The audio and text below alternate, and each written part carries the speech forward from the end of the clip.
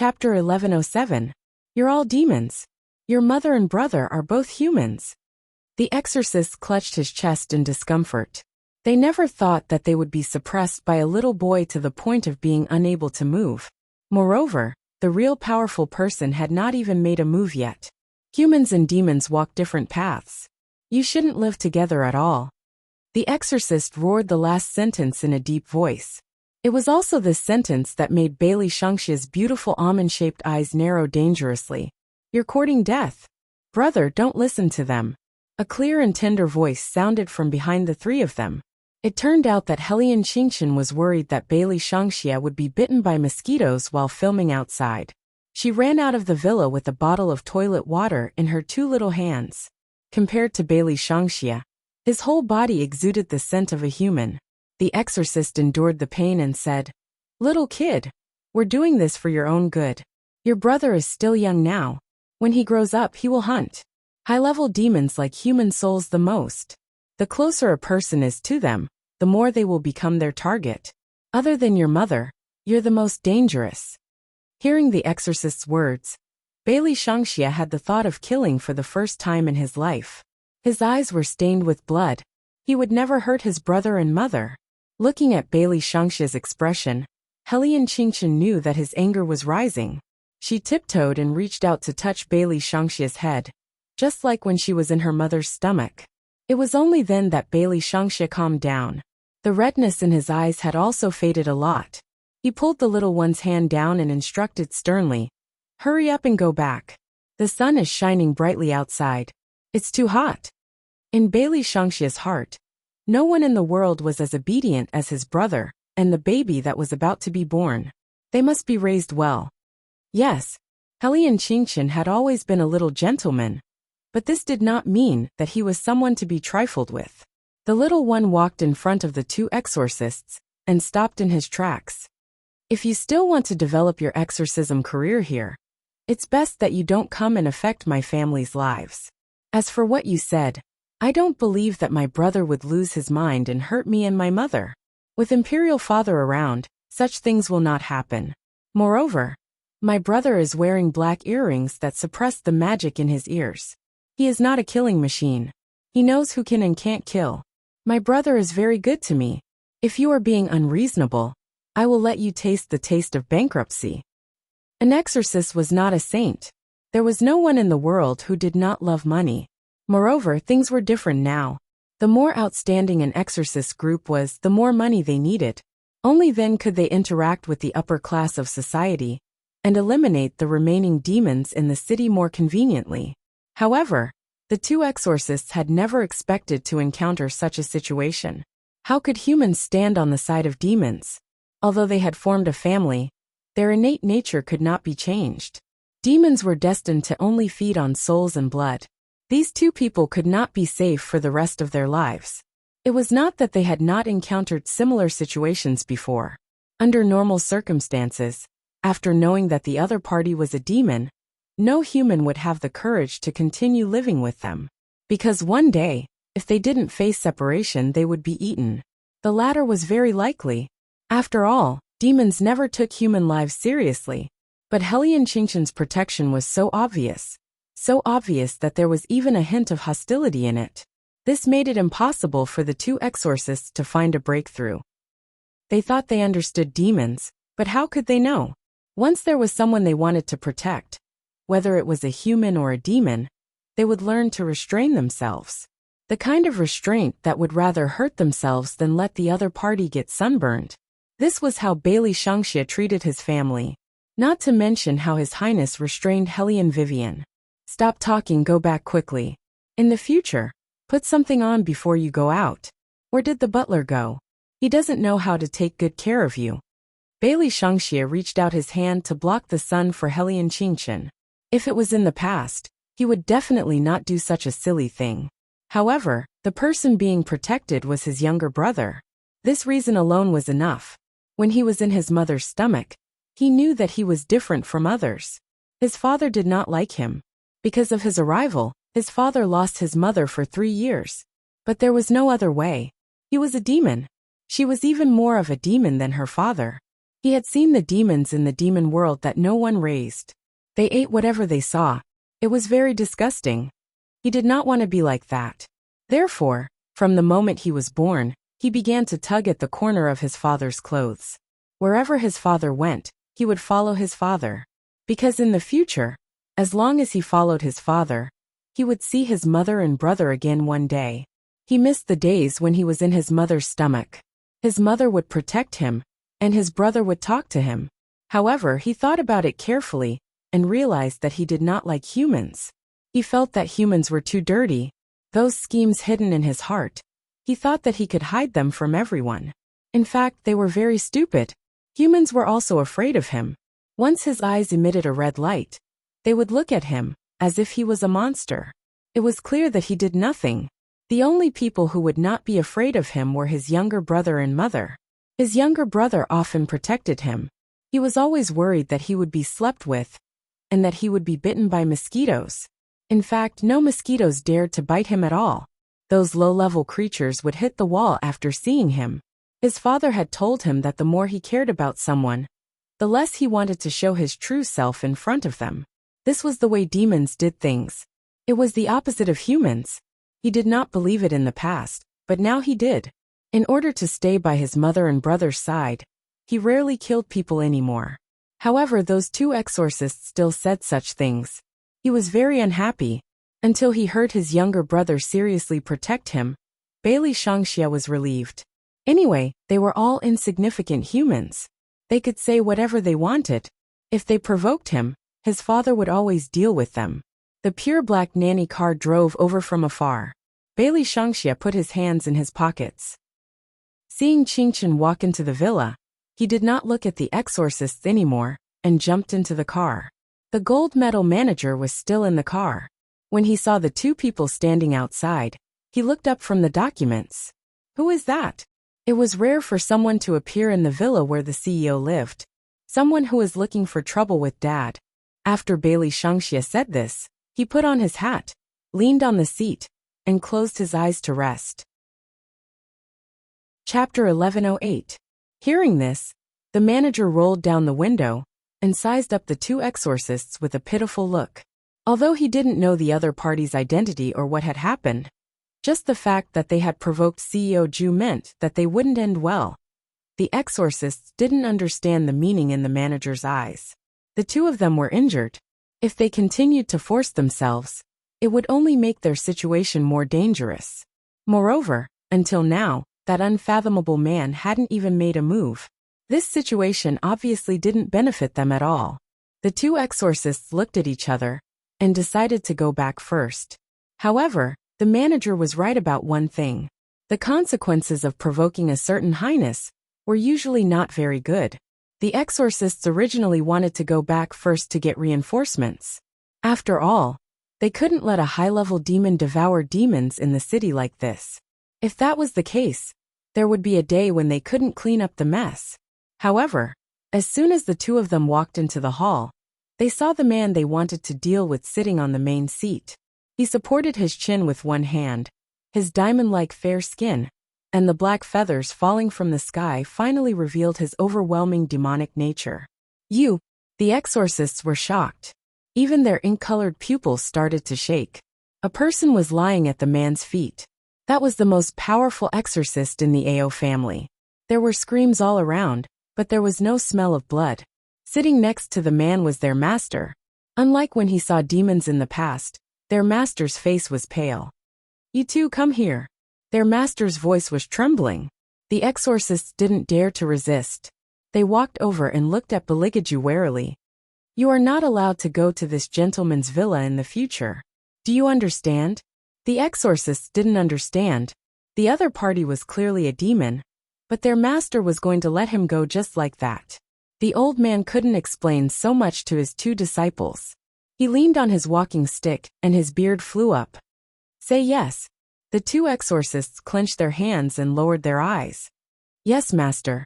When the old man heard this promise, he turned to Beligaju and said, "These two children are still young and don't know the rules. I promise you that something like this will never happen again." Beligaju chuckled softly. His graceful voice slowly flowed out. He stood up and still didn't make a move. The surging black fog behind him transformed into thousands of demons, sweeping towards the two exorcists. It was like the afternoon of the dusk of the gods, the demonic energy overshadowing the heavenly Tao. Such a scene was only heard of in books. They had never really seen it. Their limbs were numb to a certain extent. They didn't even dare to move. The two exorcists could no longer describe what they were feeling right now. Watching the godlike man walk past them, they could only break out in cold sweat. They didn't even have the strength to raise their hands. Just the demons behind him alone could easily devour the entire Ao clan in an instant. How could there be so many of them? He was just a demon. How could so many great demons follow him willingly? The exorcists had too many questions to ask, but most of them were unwillingness. After Beligaju left, the temperature in the room seemed to have returned. The bone-chilling coldness finally disappeared. But it was because of this that the two exorcists felt very incompetent. "Master, why didn't you let us make a move?" The old man glared at them. "You still want to make a move? Do you know who that person is? Why did you make a move? Do you think you're living too peacefully? Do you want to die?" The two exorcists knew that their master was right. The pressure on their chests was still there. The scene just now was unforgettable. The old man stroked his chest and continued. "Why do you think he appeared here? He even arrived here earlier than you. He's using this method to tell you that if he wants to crush the Ao family, it's just a matter of raising his hand. Do you still want to make a move on him? Do you want the entire Ao family to die with you?" Hearing this, one of the exorcists finally calmed down. He thought for a moment and asked, "Master, who is he?" "The king who fell from the heavenly Tao into the demon world." The old man's voice was long. "You and I should be glad that he has something to hold him back now. Otherwise, according to his temper back then, from the moment you stepped into the Ao family, you would only see a pile of flesh and bones." The exorcists widened their eyes. "Hold him back. Master, are you talking about the mother and son in the villa?" "That's right. That's the hold that reminds him not to make a move. And Ran and Lu, listen to me. You can investigate anywhere, but don't investigate the villa." The old man's eyes were shining. As long as that mother and son pair make a mistake, the world will be in chaos. That has never been his weakness, but what little humanity he has left. He hasn't massacred the Ao family now, because he doesn't want his wife to be unhappy. But if you still dare to disturb their lives, the Ao family will be gone. The two young exorcists were a little stunned when they heard that. They had always thought that if they lived with a demon, they would definitely die without a complete corpse. But who would have thought that this would be the result? Could a human really hold back a demon? After the old man finished instructing them, he was still worried. So he called for someone to let these two juniors rest. Although he was old, he had only heard of that person. Today, when he saw him, he knew that other than having the evil of a demon, he also had extraordinary means. He didn't kill his two disciples in the villa. Instead, he went straight to the Ao family. Did he want to test them? Not at all. He was telling them, once he makes a move, he will immediately eliminate the entire Ao family. This was even more ruthless than directly beating their two disciples into ashes in the villa. He was the most elegant man in the world, but he was incomparably terrifying. If the Ao family still wanted to have what they had now, they must not provoke this person. The hour hand slid across the smooth surface. Hellion Vivian woke up from her afternoon nap and sat on the soft carpet with Qingchen, playing Plants vs. Zombies. During this time, Qingchen woke up 3 times to get fruits for Hellion Vivian. Eat more. Beligaju was not here, so Qingchen consciously took the responsibility of taking care of Hellion Vivian. One of the reasons was to let her eat more. Hellion Vivian blocked the little one's hand, raised her eyebrows and asked, "Where is your father?" Little Qingchen lied without batting an eyelid. He said he was going to discuss a business deal. Chapter 1109. Discuss business? Hellion Vivian seemed to have thought of something. She slapped her forehead, and her long hair fell down. She looked very lazy and beautiful. "Oh no. The people from Juwei Group begged me to let your father go to the company as little as possible." Qingchen was very calm. "It's okay. I think father should be discussing business outside the company this time. Is that so? Helene Vivian looked at her youngest son and smiled softly, as if she knew everything. All right, no matter what business he's talking about, let's talk about your education first. Do you really not want to go to kindergarten? Speaking of this, Qingchen was still a little troubled. Originally, I planned to go to school slowly, but I calculated that if that's the case, I still have 13 years before I can come out to earn money. Now that there are so many people around brother who have designs on him, it's time to use money. Moreover, mother, you're pregnant, so I have to earn money first. You know, it's not easy to support a family. Helene Vivian, you're just a 4-year-old child. Why are your thoughts so complicated? People who don't know will think that our family is very poor. The main thing is that Uncle Monkey said that if you want to make the other party go bankrupt, you have to be richer than the other party. Qingchen looked serious. So I decided not to go to kindergarten. I'll take Uncle Monkey and the others to earn money. Mother, you take care of the baby at home and don't talk to strangers. For example, the 2 fake police uncles who came to the house today. You can't come into contact with them. You have to listen to father. Helene Vivian, you're speaking like an adult. Who's the parent? Also, you can't think of making the other party go bankrupt. What kind of joke is this? Qingchen sighed again. I can only accompany you for a while. I still have to look for brother tonight.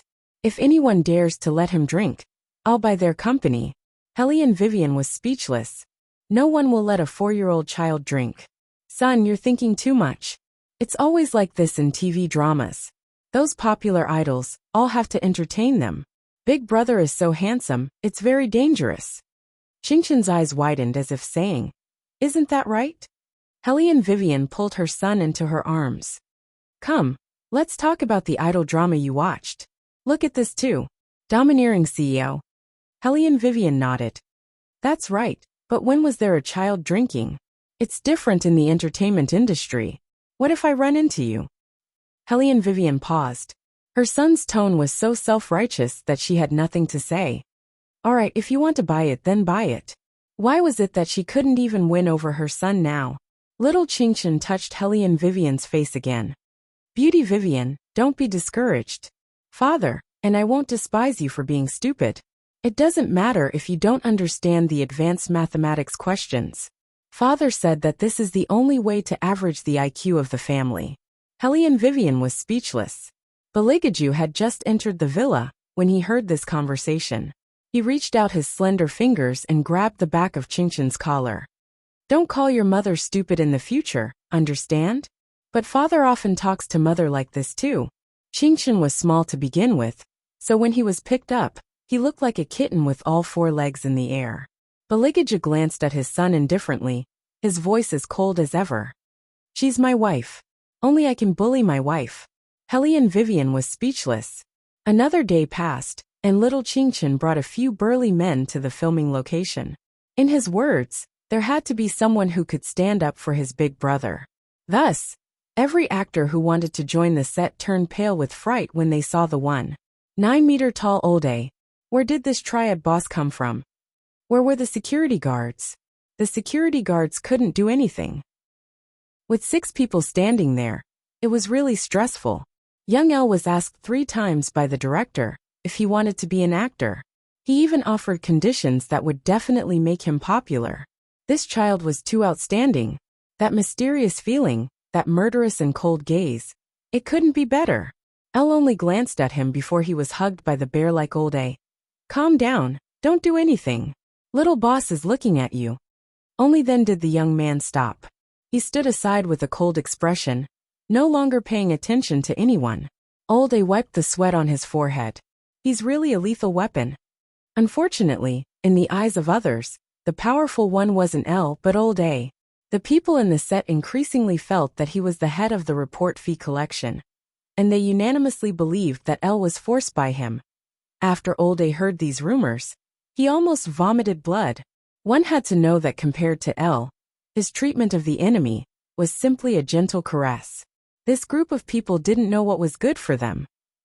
Later, everyone knew what was good for them. The reason was that a second male lead in the set didn't like Bailey Shangxia. To think that a dignified lead like him couldn't even compare to a small supporting role. Wasn't he just a little better looking, and had a little money from his family? His family still had money. This show was originally invested in by his father. This brat even brought his little brother to film. Did he think that this was a kindergarten? The second male lead was unhappy, so he simply expressed it in the show. The wine glass that he didn't need to throw was thrown at Bailey Shangxia. Bailey Shangxia didn't move. He was clearly a child, but his eyes were as cold as ice-black gems. The second male lead couldn't stand that look. Seeing that the wine glass was about to hit Bailey Shangxia's forehead, the second male lead's lips were about to curl into a smile. Then there was a bang. The wine glass that was supposed to be thrown at Bailey Shangxia was kicked back by L, and it hit his face in an instant. The second male lead's face froze. Just as he was about to curse, L had already grabbed his collar and unceremoniously punched him. That sound was painful to hear. The young man's punch was very beautiful, but it was extremely ruthless. If Olde hadn't hugged his waist again, the second male lead would definitely have died. I'm going to sue you. The second male lead covered his missing front tooth. Bailey Shangxia, you actually dared to let your bodyguard hit me. Just you wait. Bailey Shangxia's small face was still cold. He raised an eyebrow at him, and wiped his hand with a handkerchief. Stupid. Qingchen crouched at the side, her two small hands supporting her cheeks as she watched this scene. She turned her head and asked the rough men behind her. Who is the person bullying Big Brother? The investor's youngest son. This child usually likes to suppress newcomers, and always uses his family's connections to flirt with those female celebrities. The others in the set are angry but don't dare to say anything, afraid of offending him. Monkey opened a small notebook that recorded the information of all the crew members. Chapter 11:10. Upon hearing this, Qingchen tilted her head and said, If that's the case, Uncle Monkey, go and tell the director that we'll increase our investment and get him to remove this person. Since Little Boss had spoken, the rough men were naturally full of energy. This second male lead was a scumbag to begin with. Previously no one dared to expose him. Now that Qingchen was here, of course, they couldn't just let it go. At the start, the second male lead was still complaining about how he had been wronged on Weibo. It was fine that the child didn't know the rules, but she actually asked his bodyguard to beat him up. As he spoke, he posted a photo of himself being beaten up on the internet. His words were directed at Bailey Shangxia. This was his plan. First, he would tarnish Bailey Shangxia's reputation on Weibo. Then, he would ask the director to remove that kid's part. After doing all this, he even called a reporter he knew. He was waiting to see Bailey Shangxia get scolded. However, he neglected one thing. There was a type of person in this world called hackers. Less than 10 minutes after the second male lead posted on Weibo, another Weibo post appeared on the internet. It was all about the dirty things he had done on set. One thing was stacked on top of another, and his arguments were well-founded. When the second male lead turned on his phone, his expression changed. He said that whoever dared to fabricate such lies to hurt him would be held responsible. In the end, less than a minute later, Monkey posted a few more photos. The photos were very obvious. The second male lead was drinking with an actress. His perverted hand even touched her chest. When these photos appeared, the second male lead was completely flustered. He started to contact his manager. However, it was already too late. Including what had happened on set, it was also posted on the internet. To be honest, in the industry, it was not a big deal for a veteran to bully a newcomer. However, he didn't even let a child off. This was a bit of a scumbag. Moreover, it was obvious that he wanted to hit Bailey Shangxia. There was no such thing as acting without practice. The director had already called for cut, but he still threw it. His expression was ferocious and full of jealousy. Previously, he had mocked Bailey Shangxia and his words were also found.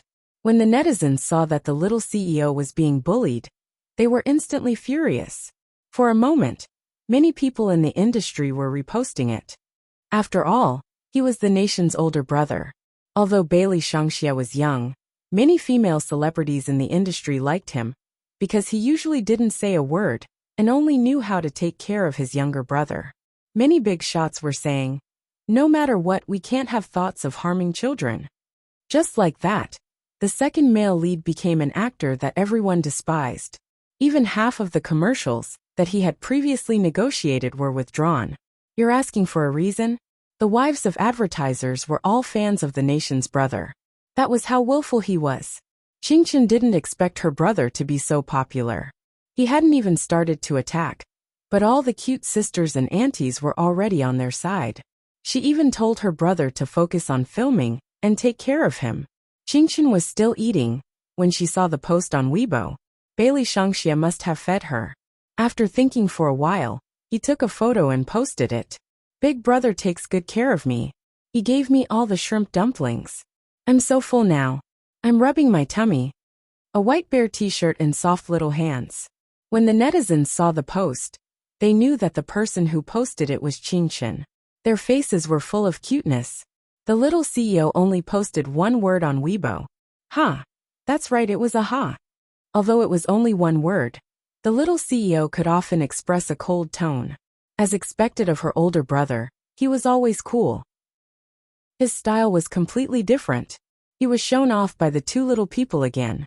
The second male lead was still struggling, but before he could recover, the production team informed him that he didn't have to go anymore. Are you kidding me? Get the director, that old guy, to talk to me. Do you know who I am? Without my father's investment, do you think you can film anything?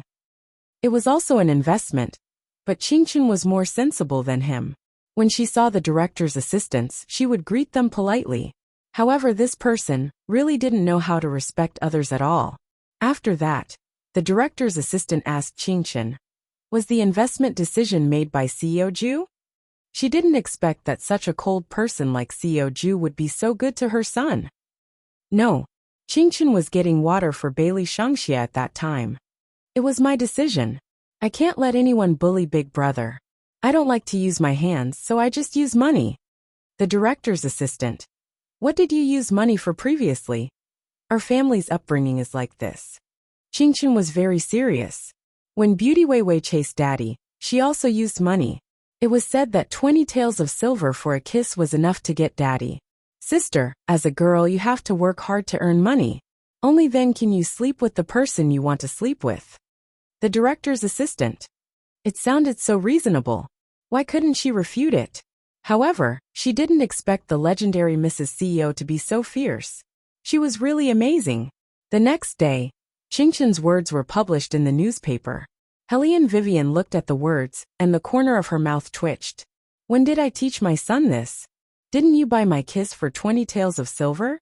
Beligaju put down the book in his hand and asked casually. Helene Vivian recalled what happened back then, and lightly coughed twice. At that time, I didn't know you were the third prince. If I had known, I would have definitely given you more money. Didn't you see that I bought a lot of roses to chase after you later? Also, I gave you that armament. Although you don't need it, it's all money. Yes. Beligage's lips curled up. He put her hand to his lips and kissed it. Whatever you say is right, my respected Han.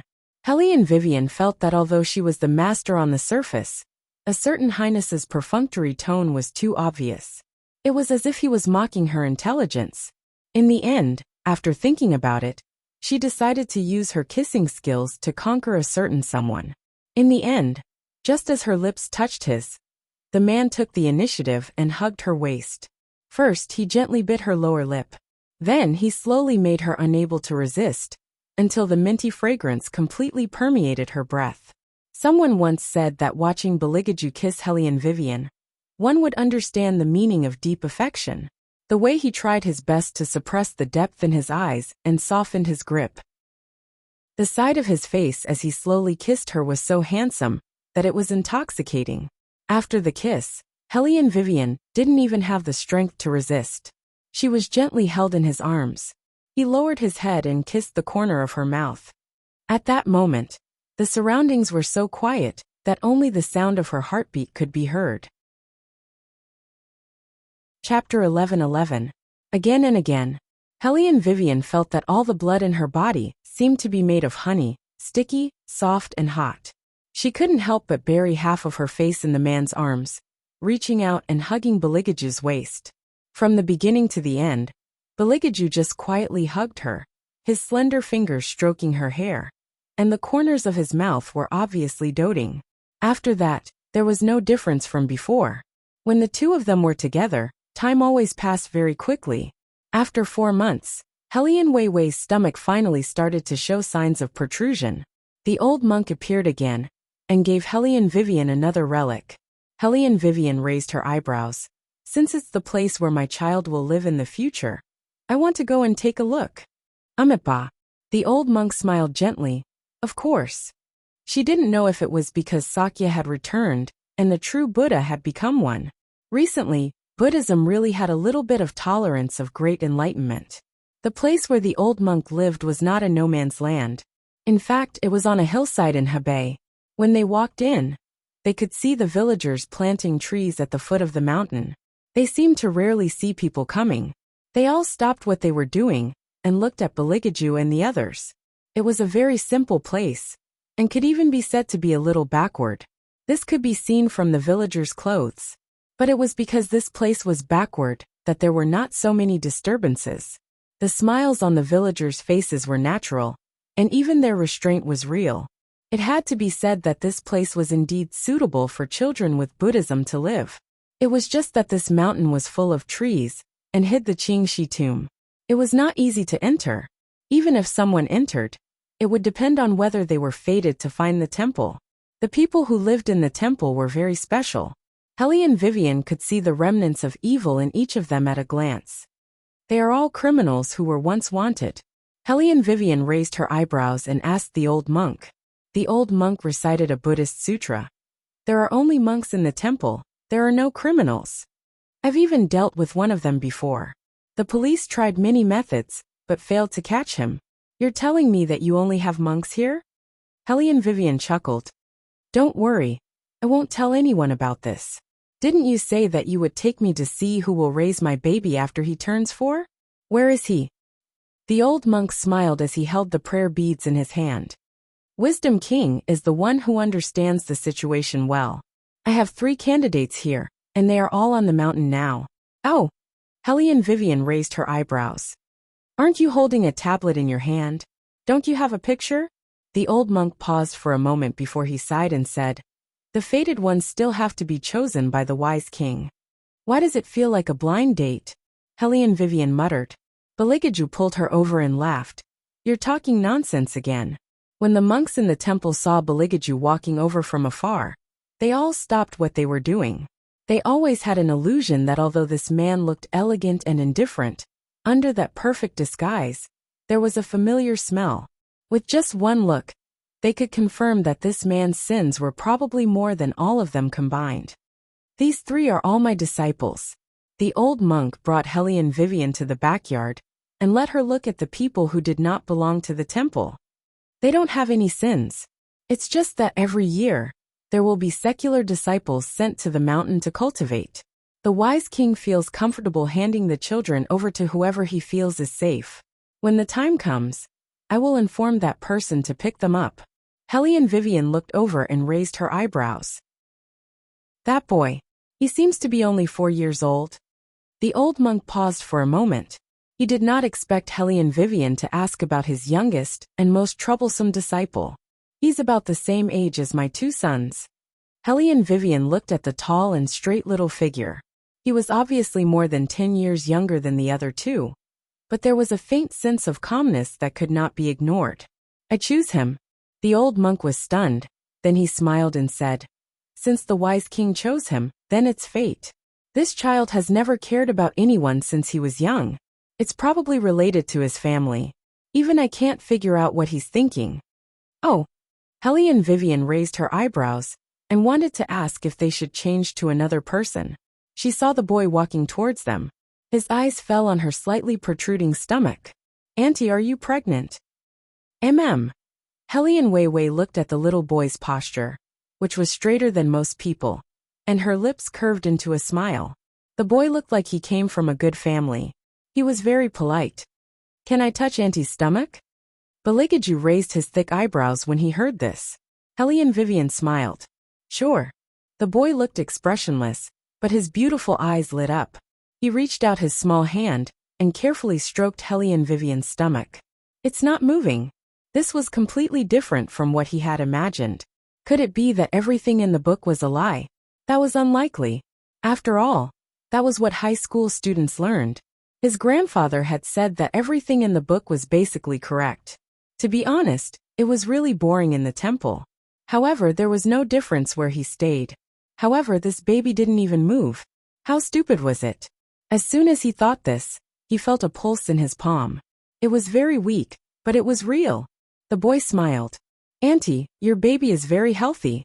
Helene Vivian looked at the boy's bright eyes and suddenly smiled. It's him. She made the final decision.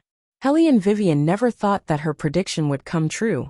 After returning from the temple, she asked Monkey to find out all the information about the boy. The boy was human. There was no such thing as reincarnation. However, he was extraordinarily intelligent. He was a true third generation of the Red family. Strictly speaking, he was young Master Tang's youngest nephew. His grandfather was one of the founders of the country. His grandfather was in power. Unfortunately, the child lost his parents when he was young. It was also because of this reason that the old man sent him to the mountain. He wanted this golden grandson to be safe and sound for the rest of his life. After reading the information, Helene Vivian felt that the boy was very suitable. The older generation doted on their children. Even if the baby passed away in the future, he wouldn't grow up bad. More importantly, the boy's family were all soldiers. In Wuxia, the blood of real soldiers flowed with innate integrity. Helene Vivian was very relieved to leave it to this family. However, there was one thing that she didn't expect at all. It happened more than 10 days later. Chapter 11-12. Early in the morning, under the faint light of the sun, the top manager had pushed away Bailey Shangxia's work early and would not arrange any schedule for him before the afternoon. The little CEO had said that he would accompany the CEO's wife for a pregnancy checkup. After hearing this news, the senior executives of the Juwei Group, who were about to submit the report, all heaved a sigh of relief. The CEO's wife wanted a pregnancy checkup, which meant that the boss would not appear at the company's regular meeting on Monday. What a beautiful day! Helene Vivian was also in a good mood. After all, this pregnancy was different from the previous ones. The baby was very obedient, and there had never been any abnormalities. Except for the situation where the goldfish wanted to jump through the dragon's gate. Everything was normal. The two little ones had never been to the pregnancy checkup room before. But with their high IQ, they knew what the procedure was as soon as they walked into the hospital. Helene Vivian was half lying on the white bed. On the other side, two specialists were standing next to her, adjusting the equipment. Qingchen was worried that the baby would be nervous, so he stood by the bed and touched Helene Vivian's stomach. "Baby, be good. Do the checkup properly. When you come out, Big Brother will take you to eat ice cream." Speaking of this, little Qingchen was especially proud. In the future, he would be someone who could be an elder brother. When the baby came out in the future, he would also wash the baby's hair and take care of him like a big brother. Bailey Shangxia stood on the other side of the bed and said with a cool expression, "If you really can't stand others touching you, you can burn the equipment. When I was with your little brother in the past, we often scared the imperial doctors so much that they didn't dare to check the Empress's pulse. This is normal." Helene Vivian, how is this normal? Bailey Shangxia saw that the baby did not respond and continued to encourage him. You don't have to worry about the consequences. Even if something happens, those stupid humans will definitely think that there is a problem with the equipment, and it has nothing to do with you. Helene Vivian did not know whether to laugh or cry. She always had the illusion that the baby had been raised astray before he was born. Baligaju also heard his eldest son's words at this time. He picked him up with an indifferent expression and casually threw him aside. The specialists who walked in were dumbfounded. Do what you have to do. With just a few words from Baligaju, the two experts immediately busied themselves, fearing that they would make any mistakes during the inspection. They even inquired about Helene Vivian's usual eating habits. Finally, they had to do an ultrasound. This was a part of every pregnant woman's life. Bailey Shangxia was holding Qingchen's hand at the side. The two little mushrooms stared at Helly and Vivian as she was pushed in. After all, an expert was an expert. She could look at an ultrasound for a long time. So Helly and Vivian really thought that this baby would be like the two troublesome little guys, and cause the hospital to directly cut off the power. Reality proved that this baby was indeed very obedient. She's full of vitality. She's healthier than most babies. You can tell from her tiny arms. As the specialist spoke, he smiled and pointed at the screen of the instrument. Madam, look, this is the fetus in your stomach. Not only Helly and Wei Wei, but even the two little ones had their eyes fixed on the grayish-white picture. A small head slightly bigger than a fist was curled up together with a small body. Baby! Qingchen was really happy. Her big eyes were fixed on the instrument, and she looked extremely happy. Why isn't it moving? As the older brother Bailey Shangxia frowned. He always felt that the baby was even weaker than his younger brother at that time.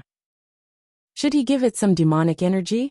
Or should he go and catch two ghost messengers for it to play with? On this side, the little prince of the demon world was seriously considering. On the other side, a certain highness had already seen through his thoughts. He picked him up and threw him aside. The specialist smiled and said, "It's not time for her to eat yet. She's sleeping. She'll wake up at noon. The fetus is like a baby. In the future, little CEO, you have to talk to the baby more. In that case, she'll respond to you." Qingchen had been doing this all along. Her little head nodded vigorously, and then she said, "I'll ask my brother to talk to the baby with me." Hearing this, the two specialists smiled at each other. No wonder the people on the internet liked this pair of brothers so much. No one would dislike such children. Just like that, Helly and Vivian finished her examination. Originally, there were no major problems during the entire process. Until when she was about to leave, one of the specialists smiled and said, "Madam, CEO is really lucky. You have two young masters, and now you have a little daughter. In the future, you will definitely be more and more considerate." Wait a minute, daughter. Helly and Vivian's fingers paused. Are you saying that I'm pregnant with a girl? The specialist looked at Helly and Vivian's reaction, and thought that he had said something that he shouldn't have said. He was still hesitating on how to answer. After all, a rich family like this favored boys over girls. He had seen many mothers-in-law follow them around. They took good care of their daughters-in-law. But when they saw that the child was a girl, they immediately ignored her and left her daughters-in-law on the hospital bed. They would rather spend their time playing cards than look at their granddaughter. Of course, there were also those who liked both boys and girls. He just didn't know which type of mother CEO Ju was. Thinking of this, the specialist secretly glanced at Baligaju. Baligaju's handsome side profile also froze for a moment. A girl? This was something that Baligaju didn't expect. He had always been indifferent to children. This was the nature of a demon. Therefore, he didn't deliberately think about whether the baby in Weiwei's stomach was a boy or a girl. However, if it was a girl, it should be very similar to her. No wonder it was so obedient. Baligaju smiled and stroked Helly and Vivian's hair with his fingers. Isn't it good to have a daughter? The key is to send her to the temple to be a monk. Helly and Vivian wanted to cry but had no tears. She said to Baligaju in grief, "When the baby grows up, she will definitely ask me why I want a girl to be a monk." Bailey Jiaju imagined that scene, and the smile on the corner of his mouth deepened. Helly and Vivian felt that His Highness was gloating, so she opened her mouth and bit him. However, His Highness had always been open-minded. Little Seven has been a monk since he was young. I don't see anything wrong with him. Little Seven is a boy, and our daughter is a girl. Helly and Vivian shook her head. Oh no, my mind is now full of those little monks who stayed in Mountain Tenya. All of them were bald. Our daughter will also be like that. Listening to the conversation between the two of them, the specialist was stunned again. Become a monk? Why? Could it be that the upper-class society now favored boys and made girls shave their heads and become monks? How scary. Chapter 11-13. Helly and Vivian also felt a little sorry for the baby in her belly. However, as the old monk said, the newly born disciple of Buddha couldn't stand the invasion of any demonic aura at all. Moreover, such a child would only be carefree if she lived by the side of Buddha. The smell emitted from her body was the existence that attracted the dark things. If she wanted the baby to grow up safely, the only love Hellion Vivian could give her was to send her away, no matter how reluctant she was. Hellion Vivian could feel that from the moment she came out of the hospital, His Highness had been suppressing the demonic nature in his body, fearing that she would feel uncomfortable. The two little ones were becoming more and more like older brothers, following each other up and down the stairs. Hellion Vivian thought about it, and decided to tell the two little guys why she wanted to send her sister away. After Bailey Shangxia heard it, his cool little face became more silent. Hellion Weiwei kissed him and explained patiently, "When she's 12 years old, we'll be able to bring our younger sister back. We can also visit her from time to time. We're separated now, so that we can be together forever as a family." "Is it because of me that my sister can't stay?" Bailey Shangxia's voice was very low. Hellion Vivian felt distressed when she heard it. "Of course not. There are many reasons. A noisy city like this is not suitable for my sister. Demonic aura will damage Buddha's fate." Bailey Shangxia's face didn't show any joy or anger, but his eyes dimmed. "I can go back to the demon world." Hearing this, Qingchen immediately raised her little head and grabbed Bailey Shangxia's sleeve. It was obvious that she didn't want Bailey Shangxia to leave. For the first time, Hellion Vivian felt that something was not handled well. She looked at His Highness for help. Baligaju put down the business tablet in his hand and said in a lukewarm voice, "If demonic aura will damage Buddha's fate, the demonic aura in my body is the strongest. It's not your turn to leave." Bailey Shangxia heard it and felt that it was right. His father was much more dangerous than him. "But I won't leave," Baligaju continued, his deep eyes meeting his. "You should know that other than your mother, I won't consider anything else. Your sister going to the temple has nothing to do with you. Even if it does, it's related to me. As a demon, you have a lifespan of thousands of years. Don't learn from humans about puberty." Of course, Bailey Shangxia knew who was the most important person to his imperial father. When he was very young, he had seen his father almost destroy the world for his mother. It could be said that demons were born this way. No matter how perfect their disguise was, they were still selfish in their bones. Since imperial father and imperial mother were together, they would have to send imperial sister away. But when he thought about it carefully, even if his father was not here, according to his mother, a child with Buddha fate was not suitable to stay in the mortal world. But no matter what, the knot in Bailey Shangxia's heart was finally untied. The child only had one thought. No matter how bad he was, it shouldn't be a problem for him to stay by his mother, brother and sister's side. If the situation that the exorcist said happened, he would immediately leave for the demon world. He would definitely not hurt his family. Days passed by. Time was like flowing water. No matter how hard he tried, he couldn't stop it. The bigger Hellion Vivian's stomach, the more severe the reaction. After vomiting, she always wanted to drink water. Her face was very pale. Baligaju knew that she didn't rest well, so he patiently patted her back and said these words to her in a low voice. Although it was a poisonous tongue that crushed her intelligence, it was very useful. This way, Hellion Vivian could fall asleep. For a few days, Bailey Shangxia hid very far away from Hellion Vivian. He was afraid that the demonic energy on his body would make his mother feel uncomfortable. But when he turned around, Hellion Vivian kissed him and patted his head, asking him to take care of Qingchen. Bailey Shangxia knew at that time that the exorcists didn't make any sense. Because they weren't his mother and brother. Because some emotions could only be expressed to people who understood. After that, Bailey Shangxia bought a house in the capital.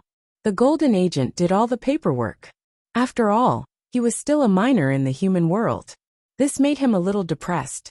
In the past, he always wanted to run away from home with his mother and brother. Now that he had a sister, of course, he couldn't be as careless as before. Even if he wanted to run away from home, he had to have a place to stay. After hearing the reason for buying a house, the Golden Agent was petrified. He was seriously considering running away from home. It wasn't careless at all. But this idea has been in your mind for so long. Are you really not afraid that CEO Zhu will beat you to death? Bailey Shangxia never cared about these details. On the screen, he was an innate vampire aristocrat. Off the screen, he was the nation's older brother. He had everything planned out. Compared to these things, Qingchen was the most considerate. Knowing that his sister was going to be sent away, he bought a lot of small things for her. Most of them were for feeding her milk. Among them, there was a milk bottle that Qingchen and Bailey Shangxia drew together. It was so that when his sister was born in the future, she could take these things with her.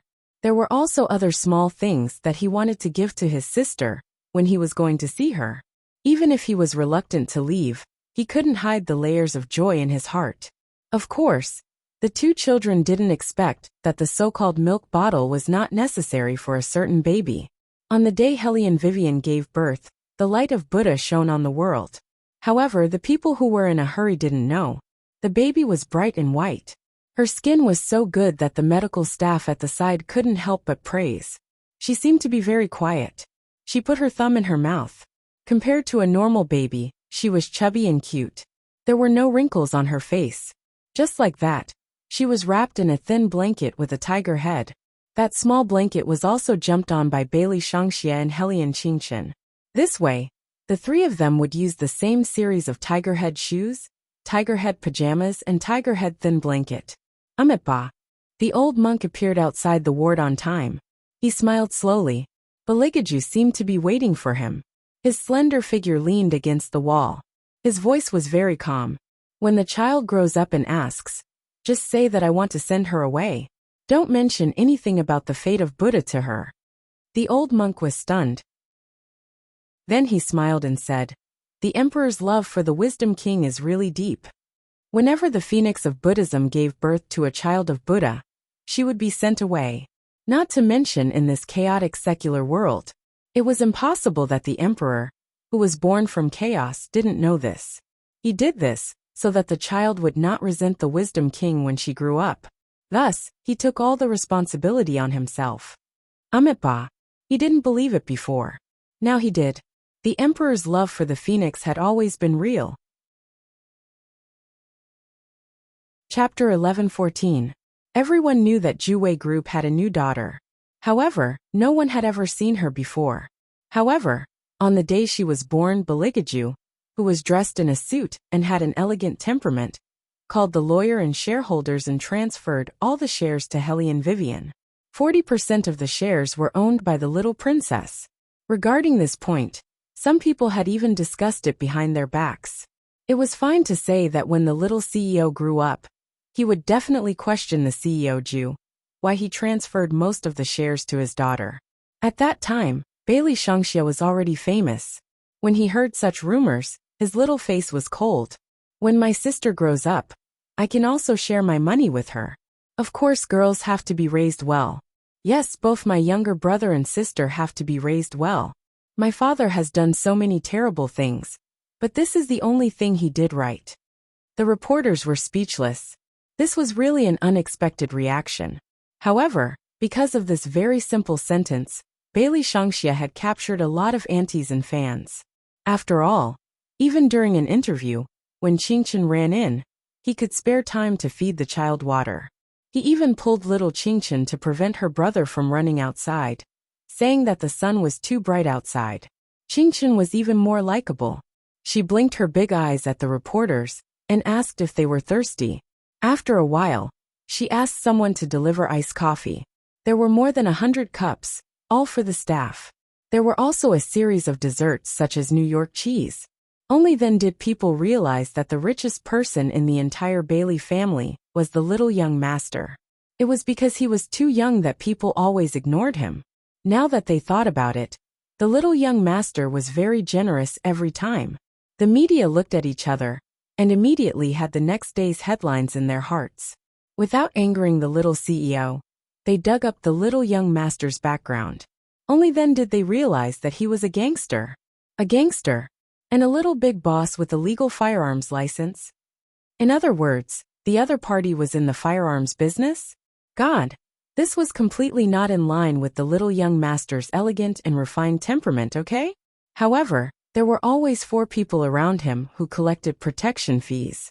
At first, the media thought that they were only slightly related to Hong Kong. Later on, they managed to dig up information about one of the big guys among the 4. He was a retired soldier from a special forces unit. Even in the international arena, he was very famous. His long-range attack ability was very strong. His codename was Old Jean. He wore sunglasses and had big golden teeth. Although he looked like a middle-aged man, he was a very handsome middle-aged man. It was said that both the Communist Party and the White Dao wanted to poach him. However, such a handsome uncle actually followed behind the little young master, holding a small school bag and a thermos bottle. Sometimes, he would even take out a small fan to fan the little young master. He wouldn't know if he didn't dig, but once he did, he was shocked. The media no longer dared to touch on the background of the others. The only thing they could be sure of was that it was not a big deal for Zhu Group to be given to the little princess, because it was obvious that the little young master's background was very strong, so strong that it was blinding. When the employees of the Zhu Group saw this headline, they finally believed what Qingchen had once said. Their CEO Zhu was indeed the one who was being kept. The president's wife was so rich. What should she do? Those who wanted to climb up the ranks finally realized this stark difference. Those who wanted to find various opportunities to get close to Beligaju were completely listless. In the past, they did not know about Hellion Vivian's background. Now that they knew, they did not dare to act rashly. They were afraid that they would be called for protection fees. In this regard, little Qingchen was very satisfied. A family without outsiders was the most perfect. Hence, the diplomatic work of the family was all handed over to Qingchen. However, the other burly men were very unhappy. Why did they only dig up Old Jin's information and not theirs? Monkey was very calm. From time to time, he would put on a mask and apply facial oil. Old Jean asked him with a cigarette in his mouth, "What are you doing? What if a reporter takes pictures of me?" Monkey was extremely excited. "Look at how mysterious I usually am when I appear. After you, the person they will notice will definitely be me. Let me tell you, I've already prepared my opening speech. I want to tell them how awesome a hacker I am. I broke through the defense network with young Master Tang before I was 20 years old. At 21 years old, he gave a series of self-introductions. He had the aura of a modern poet. But the reality was, I heard that you are only 18 years old this year. You looked so cool the last time. What did you do before? Were you also a sniper like Uncle Jean?" Monkey, who was still posing at the side, gradually shrank into a ball. Why am I not the one being interviewed? Because it's all about looks now," Old Jean said faintly. Monkey was very indignant when he heard this. He took out a mirror and looked at his face. Then he looked at Elle, who was not far away. In the end, he smashed the mirror. After comparing himself, he could only realize that he was uglier. The family lived such a lively life. Some of their usual interactions would make people sigh at how such a special and beautiful family could exist. Except that the little princess was not by their side. However, everyone seemed to know that they were doing this to protect. Time passed noisily. For years later, the sky had just brightened, and a thin fog rose. A distant and dull bell sounded from the mountaintop. Halfway up the mountain, there was a very simple and unadorned temple. There was only one treasure enshrined in it. That was the Buddha Manisakya. After the bell sounded in the temple, the scene suddenly came to life. Monks in monk robes hurried past the treasure. Soon the temple was filled with monks. All of them sat cross-legged on a futon. Their gazes were calm, neither high nor low. At the front was an old monk. He held a scripture in his hand and silently recited Dharma. The deacon read the names of the monks loudly. Xianjing. Disciple is here. Xiankong. Xiankong. Senior brother, martial nephew Xiankong is here. A loud and tender voice sounded. A loud bang was heard. The door of the temple was kicked open, and a little monk walked in. He looked to be no more than 4 or 5 years old, and there were a few dots on his bald head. His white monk robes hung loosely on his body, and there was a big white steamed bun in his mouth. His lotus root-like arms were dragging a person. That person was Xian Kong, who was late. He, who had been dragged all the way, was about to cry. At this moment, little Baldy puffed up his round cheeks. He was very petite and cute. His 2 bright eyes were very serious. "Don't cry. Don't offend Woolly Buddha." Chapter 11:15. Although little Baldy was young, she was very devout to Buddha and would not allow others to be late for chanting. Furthermore, little Baldy never liked to argue with others. She only liked to use her hands. Seeing that the situation was chaotic, the deacon's head throbbed as he shouted, "Xianaju! Senior brother, you're so loud, you'll disturb Buddha Wooly." Little Baldy looked at him disapprovingly. "If you continue to shout, I'll beat you up." The deacon took a deep breath and told himself not to be angry. The other party was still a child, and she was only 4 years old. It was wrong to be impulsive, not to mention that he was a monk. "How many times have I told you not to drag people into the temple?" Didn't I drag him in?" "Dragging is more serious than dragging. Senior brother, you're already so old, don't worry about so many details. Buddha said that people with a small heart will have wrinkles." "I'm old. I'm only 28 years old, a substitute professor at Tsinghua University. How am I old?" "Do you know what people outside call me, a rich husband? Do you know what a rich husband is, you little brat?" "Amitba, don't be so irritable in front of Buddha." "Fine, I won't be irritable. I'll ask you why you hit me again. Can't you have a good talk with Xian Kong? Why waste so much time on something that can be solved with a single punch?" Little Baldy tilted her head and took a bite of the steamed bun in her hand. She tightened her pinkish face to show that she was serious. The deacon could not hold it in anymore and turned to the monks who were hugging him. "Let go of me.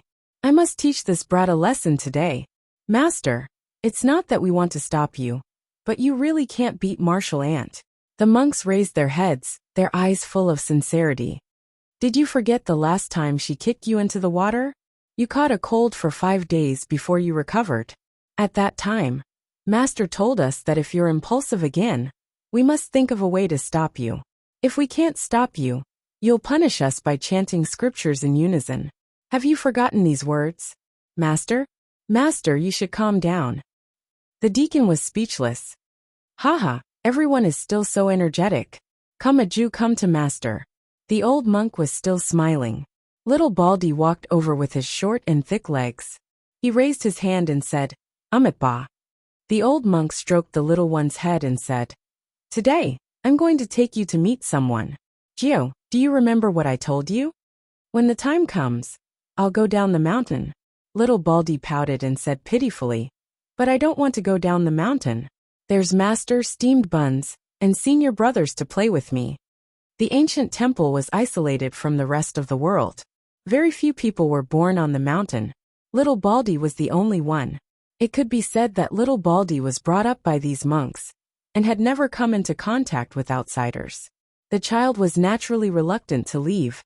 However, there was one thing that was very difficult to understand, and that was that little Baldy always thought that she was a boy. Furthermore, little Baldy also felt that it was wrong for a boy to leave home. She was going to be a temple abbot in the future, so how could she casually leave the mountain? However, the truth was that little Baldy was a pure girl. No one told her this, although she often received delicious food from her brothers and the little white cat that her parents gave her. However, little Baldy's wish had always been to stay by Buddha's side and never leave. At the thought of leaving this place, little Baldy couldn't help but reach out and grab her senior brother's trousers. The deacon also couldn't bear to part with his junior brother, but he knew that the master always had his reasons for doing things. In other words, in the entire temple, only the old monk knew that little Baldy was a girl. The old monk didn't tell anyone about this. Everything was to protect little Baldy. Now that little Baldy's age had come, it wouldn't be suitable for her to stay in the temple anymore. After all, this wasn't Mount Antenya. After all, there were differences between men and women. Gio, you forgot again. Buddha is everywhere. The old monk squatted down and looked at little Baldy's face. As long as you have Buddha in your heart, you can go anywhere. Are you afraid of these experiences? Little Baldy raised her small fist and said firmly, "Of course I'm not afraid. All experiences are the same as senior brothers, paper tigers." The deacon. Hey, if you want to talk, just talk. Why do you have to belittle me as well?" The old monk gave him a comforting look, then said to little Baldy, "Come, Gio. Master will bring you down the mountain." That person is already waiting for you at the foot of the mountain. Little Baldy knew that she had no choice but to leave. She was carrying a monk's bag on her back. From time to time, she would turn her head to look at those monks who couldn't bear to part with her. The deacon held little Baldy's hand. After we go down the mountain, if anyone dares to bully you, you can call this number. Senior brother, don't worry. I'm not as weak as you. No one will bully me. This sentence made all the sadness in the temple disappear. The deacon was pulled back by a group of people behind him, so he didn't fight with little Baldy. Little Baldy thought for a while, then walked back. She took 4 big steamed buns from the room. She held one in each hand, and put the other 2 in the pockets of her monk robes. Master, I've taken the rations. Let's go. As she spoke, little Baldy handed her soft little hand to the old monk. The old monk held her hand and walked step by step to the mountainside that was surrounded by clouds. At the foot of the mountain, a pure black military Hummer was parked on the narrow road. The license plate number was different from other cars. It was white and red. It was a car from the military. We're here. Your fated person is there. The old monk lowered his eyes and looked at little Baldy. Gio, remember Master's words. Even if you're not on the mountain, you have to do morning reading every day. There will be a day when your family will take you back. Little Baldy held the big steamed bun in her mouth and nodded obediently. Then she said very seriously, But Master, I don't want to go back at all. I want to come back to the temple to be the abbot in the future. So Master, you must live well. The old monk was speechless. Just like that, after little Baldy finished instructing her master, she carried her small bag and held the big steamed bun in her mouth. She wobbled towards the black Hummer with a little white cat on her bald head. With a bang, the car door opened. A 9-year-old boy walked out. He was wearing overalls and a small shirt. There was even a small bow tie around his neck. His facial features were very outstanding, and his temperament was different from the monks on the mountain. Little Bald Head was immediately stunned. Chapter 11:16. Why are you still standing here? Quickly go and bring little junior brother over. Look at the big bag he's carrying. The child is about to be crushed. The person who spoke was already quite old. He was wearing a military uniform, and the little bald head on his shoulder was a little dazzling. The old monk chanted Umitba behind her. Why did General Bai come personally? A Jew likes to cause trouble every 2 to 3 days. I'll have to trouble you to take care of her in the future. Master, you're too serious. No matter how mischievous she is, she's still better than my grandson. He can't say a word for a long time. In my opinion, a Jew's personality is just right. She can let that brat know what a child is. The old man's voice was very deep. As one of the founding fathers, he was most worried about his grandson. He was usually really busy, and only stayed at home 1 day a month. The rest of the time, he had to run around outside. South Tibet had never been peaceful, so he had to guard it. However, these words could not be said to Bai Huai, because every time he mentioned it, Bai Huai would calmly say to him, I know that grandfather is afraid that I will think too much, but I won't. As a general, you should be stationed at the defense line. To be more precise, Bai Huai was a child who never made people worry about him. As a grandfather, he did not even know how to care about his grandson. He had also tried to communicate with the people at school, and the answers he received were all excellent. Even when he went to school, Bai Huai was so smart that no one worried about him. But the more it was like this, the more worried the old man was. This was also the reason why he agreed, when he heard the abbot say, that he wanted Bai Huai to adopt a child. If there was one more person by his grandson's side, it should be better. In the future, when he had a brother, Bai Huai should also be more popular. However, old Master Bai was wrong about one thing, and that was that a Jew was not a little junior brother. Of course, all of this was in the future. Now was the time. Little Baldy held a steamed bun in her mouth, and stared at Bai Shuan with her round eyes. She chanted, Umitba. Only then did Bai Huai look over. He actually did not like children. Until now he still did not like children. However, since he was going to adopt, he naturally had to show his attitude. Get in the car. These 3 words were very light, but they were like those of a little adult. Little Baldy nodded and stretched out her soft little hand, which meant that she wanted Bai Hui to hold her. Bai Hui's eyes slid past Little Baldy's soft hands and landed on those big round eyes. He paused for a moment before holding Little Baldy's hand. Her hand was much smaller than his, and it was very soft in his hand. Bai Hui thought that perhaps children were not all that troublesome. At the very least, his little junior brother looked very obedient. When the old man saw this scene, the smile on his face deepened. This is indeed different. Really, a Jew is a lucky star. The old monk smiled and said, "The general is also a blessed person. As for Bai Hui, he is full of righteousness, and even 100 ghosts will not invade. So the general can relax and let nature take its course." Hearing this, the old man was naturally happy. The Bai family had a special chauffeur driving in front, and the old man sat in the passenger seat. The two children sat in the back, one big and one small. Little Baldy still had the white cat on her head, and her big eyes seemed to be looking at everything strangely. After a while she was hungry. She took out a steamed bun from her pocket, frowned, and thought for a while. In the end, she decided to share half of it with Bai Hui. "Little brother, I brought dry food. The steamed buns in the temple are very delicious." Ah. As she said this, Little Baldy took a bite of her half of the steamed bun and ate it very happily. Bai Hui looked at the little person's eyes, which were as round as a cat's, and heard her call him little brother. For a moment, he could not refuse her enthusiasm. When the chauffeur saw this, he smiled and said, "Master, little master seems to be getting along very well with the new child." Yes, old Master Bai was getting happier and happier. When Little Baldy heard the words new child, she knew that they were talking about her. Her pink cheeks were still stuffed with steamed buns. She said very seriously, "Master told me that I have to be obedient when I go down the mountain. If I don't listen, Buddha won't want me anymore. Moreover, if I don't listen, I will meet women. I heard from my martial nephews that the women at the foot of the mountain are tigers.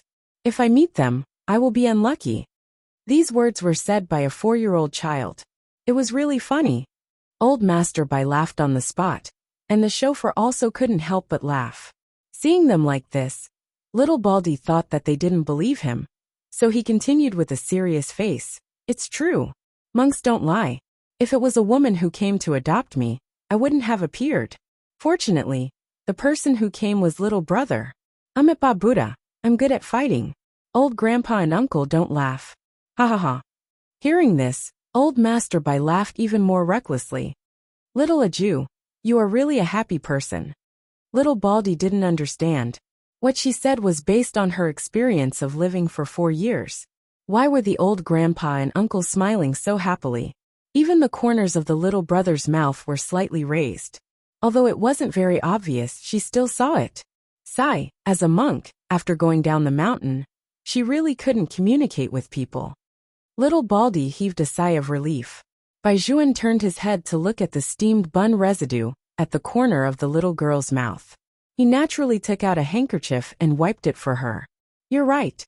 I don't like women either." Little Baldy felt that she had finally met a confidant. She smiled very sweetly at Bai Juan, and then continued to lower her head to eat her big steamed bun. It was a child's nature to sleep after eating. In addition, there was really a master in the Hummer. Not long after, Little Baldy fell asleep. She even dreamed that her master was teaching her boxing, and that he was going to destroy her senior brother. To be honest, why was he so irritable? She would come back one day. It was really not good for her senior brother to think of her that way. In fact, the temple was setting off firecrackers all day long. When the child fell asleep, she also had a pink steamed bun face. She held her own package in her hands.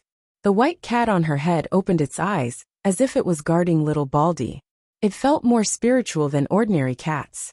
Bai Juan looked at Little Baldy's posture, and the rejection in his heart lessened a little. Perhaps the other party was even more uneasy than him. After all, they were in a new place, and they would have to live with their new family in the future. Moreover, the little girl was only 4 years old. That little arm in his hand seemed to be able to break with a snap. Shouldn't he be nicer to the child? Bai Juan, who was only 9 years old, fell into serious contemplation. Chapter 11:17. The Bai family was located in the military compound. In the quiet Chang'an street, all vehicles had to be checked before entering and leaving. Ordinary people of this generation could not enter at all. There were specialized armed soldiers standing guard. The building was not very tall, but the greenery was very good. There was even a model of a fighter jet parked on the lawn of the courtyard. Little Baldy's eyes were big as he leaned against the car window. Together with the little white cat on his head, he was sizing up the new home that he was about to enter. His pink little face was filled with all kinds of expressions. This place was obviously different from the mountain. There were no apprentice nephews in monk robes, nor were there any apple trees to sit on. The main reason was that she couldn't even smell the smell of steamed buns. Could it be that the people at the foot of the mountain did not eat lunch? Little Baldy frowned in confusion.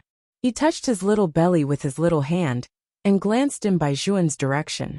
Bai Juan was reading an English book. Little Baldy felt that it wasn't good to disturb her brother. After all, she had always settled things like eating by herself. Back in the temple, when there was not enough food to eat, she would snatch food from her martial nephews. It should be the same after descending the mountain. She had just seen someone leave with a lunchbox. She was going to have a talk with that person in a while. He clenched his fist. Little Aju, come down. This is the place where you live with your little brother. Isn't it beautiful? Old Master Bai had always been close to children, so he personally opened the car door. When little Baldy saw that the car door had opened, she stretched out her short legs and was about to jump down. Unfortunately, she was not tall enough, so she wanted to turn around and slide down. However, Bai Juan held her hand and said, "Get down slowly. This car has a high floor." Yes, for little Baldy, who was less than a meter tall, the military Hummer was indeed a little tall. She had stretched out her short legs for a long time, but they did not touch the ground. Little brothers were the best. Bai Juan did not feel anything wrong with leading little Baldy. The other party was too small. Even when he walked, he was a little shaky, like a round roly-poly toy. Since he was adopted, of course he had to lead him. Old Master Bai stood at the side. The more he looked, the more satisfied he was. It had only been a day, but his grandson had already gained some popularity. As expected, he should have brought Aju home a long time ago. "Chief, there seems to be a problem in the south. We need you to go there." The adjutant in military uniform walked over and whispered to Old Master Bai. Old Master Bai had just returned and was about to leave again. He subconsciously glanced at his grandson. Bai Juan's handsome and noble little face did not change in the slightest. It was as if he had already expected this result. "Grandpa, you can go if you have something to do. I'll stay here." Hearing his grandson's indifferent voice, Old Master Bai pulled little Baldy to the side and said, "Little Aju, can you accompany brother Bai Juan on grandfather's behalf?" "Sure." Little Baldy's big eyes flickered. "Ba. Buddha Wooly said that we must learn to save all living beings. Grandfather, go save others. I'll stay and save brother Bai Juan. Grandfather, don't worry. I'll snatch food for brother Bai Juan. I won't starve brother Bai Juan." Old Master Bai. Stealing food? He must have heard wrongly. The cute little Aju shouldn't be able to say such violent words. They didn't have much time. Once they received a mission, they had to set off. This was the duty of a soldier. In fact, Bai Juan was already used to it. When Old Master Bai left, he just stood there quietly and watched him leave. Thus, only the two children were left at home. Of course, there were also the driver, the auntie, and the soldiers standing outside the door. There was no need to worry about the safety of the military compound at all.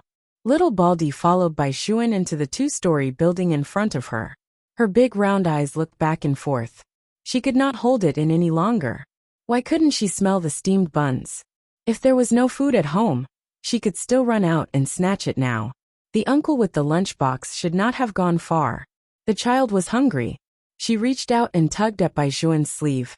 "Little brother, it's noon now. Shouldn't we eat? Master said that if we don't eat on time, we won't grow." Bai Juan had yet to speak.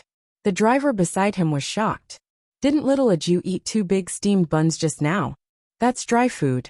Little Baldy seriously played with her little fingers and explained, "It was a snack on the road. Now that we're home, Of course we have to eat a proper lunch. Otherwise, Buddha will blame us. The driver's mouth twitched when he heard this. This was the first time he had seen a child treat a big steamed bun as a snack. Also, what the hell was being blamed by Buddha? Uncle Lu, go and ask Auntie Wang to prepare some vegetarian food, and bring it to the second floor. Bai Juan reached out and touched little Baldy's head. Aju, come upstairs with me to wash your hands first. Little Baldy was also obedient. She knew that she had to wash her hands before eating. She just let Bai Juan hold her hand, and lifted her short legs with great effort. She walked up the stairs step by step. She was especially happy that there was something to eat. Bai Juan lowered his head, and looked at the little person he was leading. When he saw that her eyes were sparkling, his mood also became much better. After walking into the bathroom, little Baldy still had the little white cat on her head. The cat's tail swayed back and forth at the back of her head. Little Baldy had never seen such a beautiful sink. There was even a big lotus flower printed on it. The pure white tiles were cold and smooth to the touch. It was completely different from the small iron wash basin she used to wash her hands in the temple. At this point, it had to be mentioned that no matter how much incense money the temple received, the living conditions were always simple. It was completely the same facilities that were used after liberation. Even drinking water had to be done by pressing the well. Little Baldy's favorite thing to do every day was to press the well and carry water. Now that there was no need for the child to carry water, the child was really not used to it. She stared blankly at the beautiful sink, and tiptoed to bury her little chubby face in it. She looked left and right, and accidentally, little Baldy's little foot left the ground and fell into the sink. Oh! When Bai Juan heard the sound and came in, he saw little Baldy only left with her little claws lying on the sink and scratching back and forth. She looked like a little turtle that had just come out of its shell. He shouldn't have let his child come in to wash her hands. Bai Juan immediately walked forward and saved little Baldy from the sink. Little Baldy's nose was red. Her eyes were wide open as she said, "As expected, Master was right. If you don't respect Buddha, you will be punished. In the future, I will never speak ill of others behind their backs again." Who did you speak ill of? Bai Juan thought that the child would cry. He reached out and rubbed little Baldy's nose. He began to reflect on whether he was incompetent as a brother. Even if he didn't like children very much, the situation was different now. Little Aju was sent over to be adopted by him. So she was his now. He should be more careful. Bai Juan didn't dare to imagine how much water little Light would have choked on if he hadn't discovered it in time just now. Chapter 11:18. Fortunately, he didn't go far. Bai Juan looked at the pink little face in front of him, and reflected deeply on himself. Little Baldy didn't know that his fall had destroyed Bai Juan's grudge. He still said seriously, "I just secretly scolded senior brother for being stupid in my heart. I won't scold him again in the future. If I really miss him, I'll go back to the mountain and beat him up." Bai Juan was speechless. "I think he would prefer it if you secretly scolded him in your heart." As a child, this was the first time he knew what it meant to not know whether to laugh or cry. Little Baldy's hands had not been washed yet. Bai Juan took a look. The child's height was indeed too small. He could barely reach the sink. Without thinking, he took little Baldy's little hand over. Bai Juan was originally a young master of a military family. It was also his first time serving someone. First, he applied a fragrant hand soap on a child's hand. Then, he turned on the tap and lowered his eyes to wash Aju's hand. Little Baldy looked at his hands that were full of bubbles, and his eyes widened. This cute expression was very useful to Bai Juan. He felt that the child he adopted was completely different from other people's.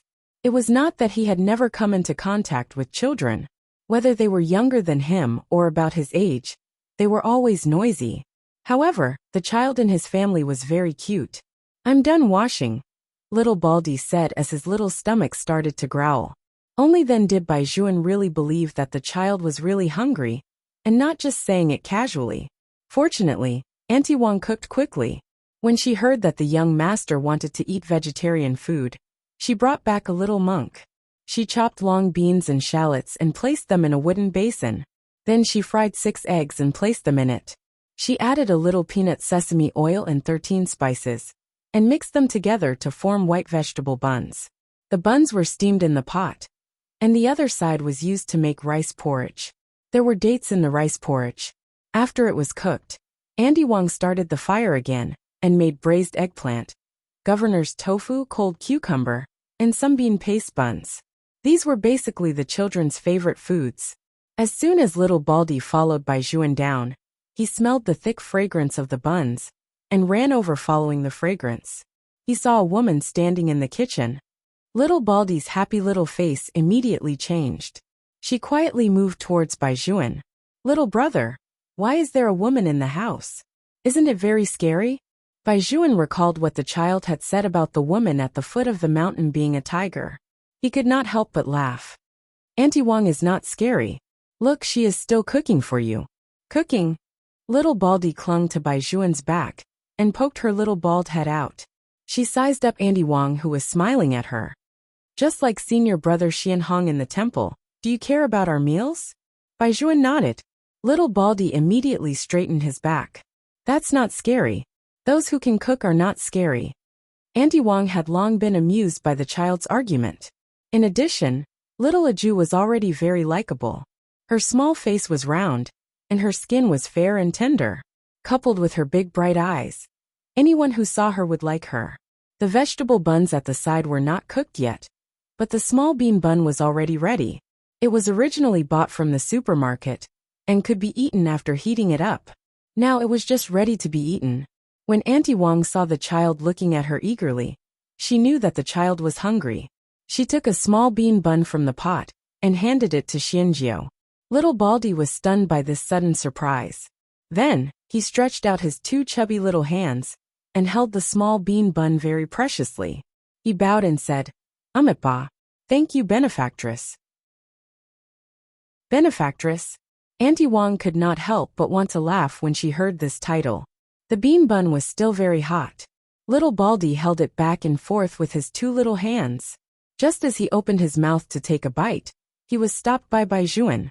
Little Baldy raised his head, and his cat tail was still wagging. "Little brother, do you want to eat it too?" "I'm not eating." Bai Zhuan pulled the child to a chair at the dining table and sat down. Then he took his small bean bun, and placed it on the plate. He first poked a hole with wooden chopsticks and blew on it. When he felt that it was not hot anymore, he fed it to Xianjiao. Little Baldy howled and took a big bite. "Sweet. How could the bean paste not be sweet?" Bai Zhuan chuckled, and reached out to wipe little Baldy's mouth. He continued to feed him with chopsticks. Bai Zhuan was not old to begin with. No matter how smart he was still a 9-year-old child. Now that he was feeding little Baldy, who was 2 sizes smaller than him, the scene always looked beautiful. On the other hand, Auntie Wong was a little stunned as she watched from the side. Although their young master did not have a delicate temper, he had never been so close to anyone before. The children in the courtyard basically listened to their young master, and were not naughty in front of him at all. This was not because of the Bai family's military rank, but because the young master gave people the temperament of a superior person, just by standing there. Those children were all well-behaved when they saw the young master, and the young master never used other people's things.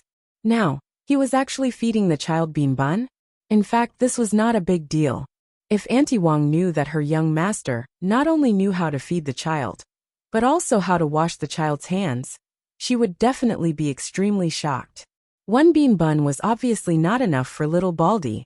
After it was gone, little Aju turned her head to look at Auntie Wong again. Auntie Wong's heart softened when she saw that pair of big watery eyes. She opened the lid of the pot, and wanted to get another one for the child. "You're not allowed to eat anymore." Bai Zhuan's voice was very indifferent. "What did Buddha say?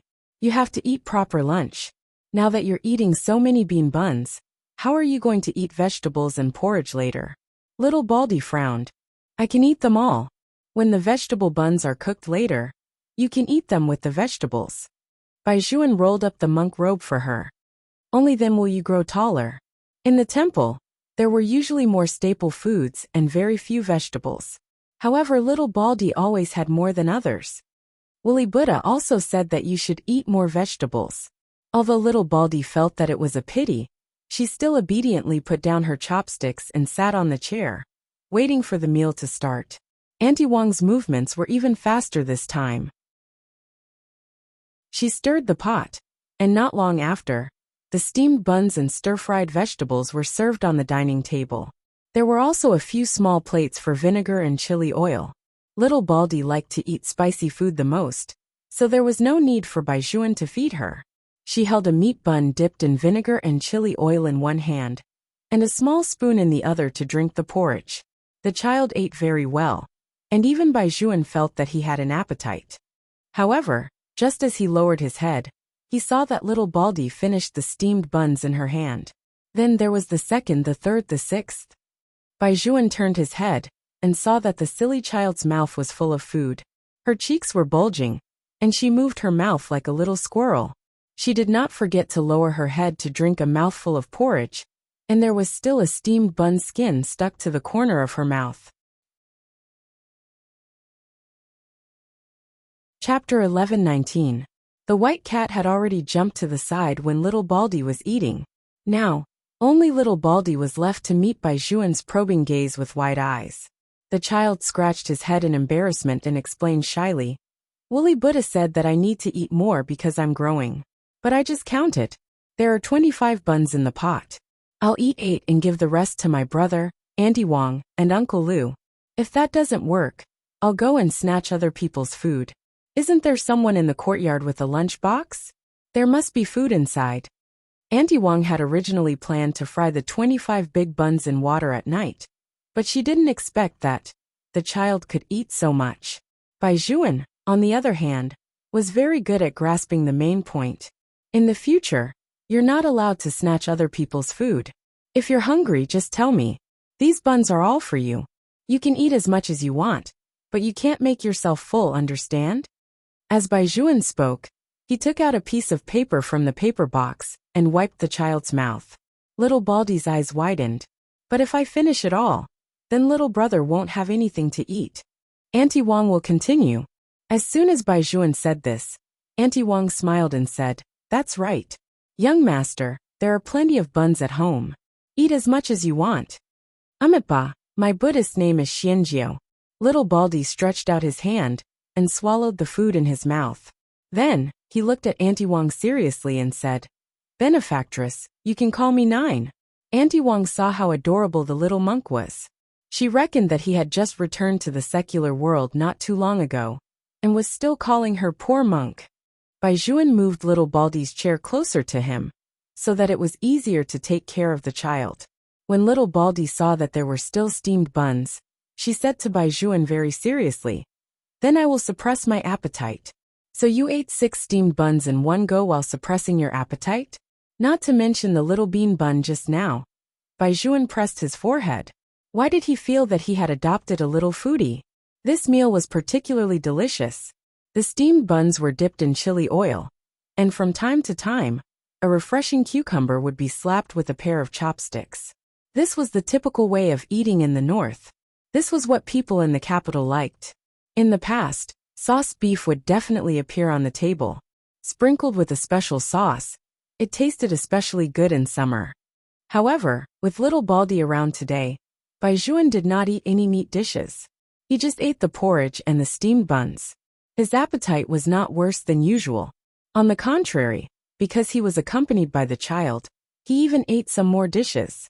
Little Baldy's favorite dish was the governor's tofu. This was a local dish, and the way it was cooked was different. It was like adding egg juice to the tender tofu. It melted in the mouth, and was extremely delicious. After eating for about half an hour, little Baldy propped up his round belly and said to Auntie Wang, "Amitba, thank you, benefactress." Baizhuan saw the child like that, and was afraid that she would not be able to digest it well. So he pulled her over and rubbed her small stomach twice. Little Baldy did not understand why Baizhuan would do such a thing. After being stunned for a moment, she also imitated Baizhuan's actions and wanted to rub Baizhuan's back. "Stop fooling around." Baizhuan blocked the child's hand. "Are you okay?" Little Baldy thought for a moment and decided to tell the truth. "Actually, I can still eat 5 more vegetable buns. But Auntie Wang is too tired from cooking, so I'll save some for tonight. Bai Juan was speechless. It seemed that he should find a helper for Auntie Wang. Little Baldy blinked her big eyes twice, and felt that something was not right. Why did no one ring the bell even after she had finished eating? Then when was she going to start chanting the scriptures? Thinking of this, little Baldy was very conflicted. One had to know that when she was in the temple, she had already started chanting the scriptures at this time. Of course, in fact, she was not very interested in chanting the scriptures. The main point was that after chanting the scriptures, she would play wrestling games with the martial nephews of the warrior monk hall. If she did not chant the scriptures, how could she wrestle? Little Baldy was anxious, and reached out to grab Bai Juan's sleeve.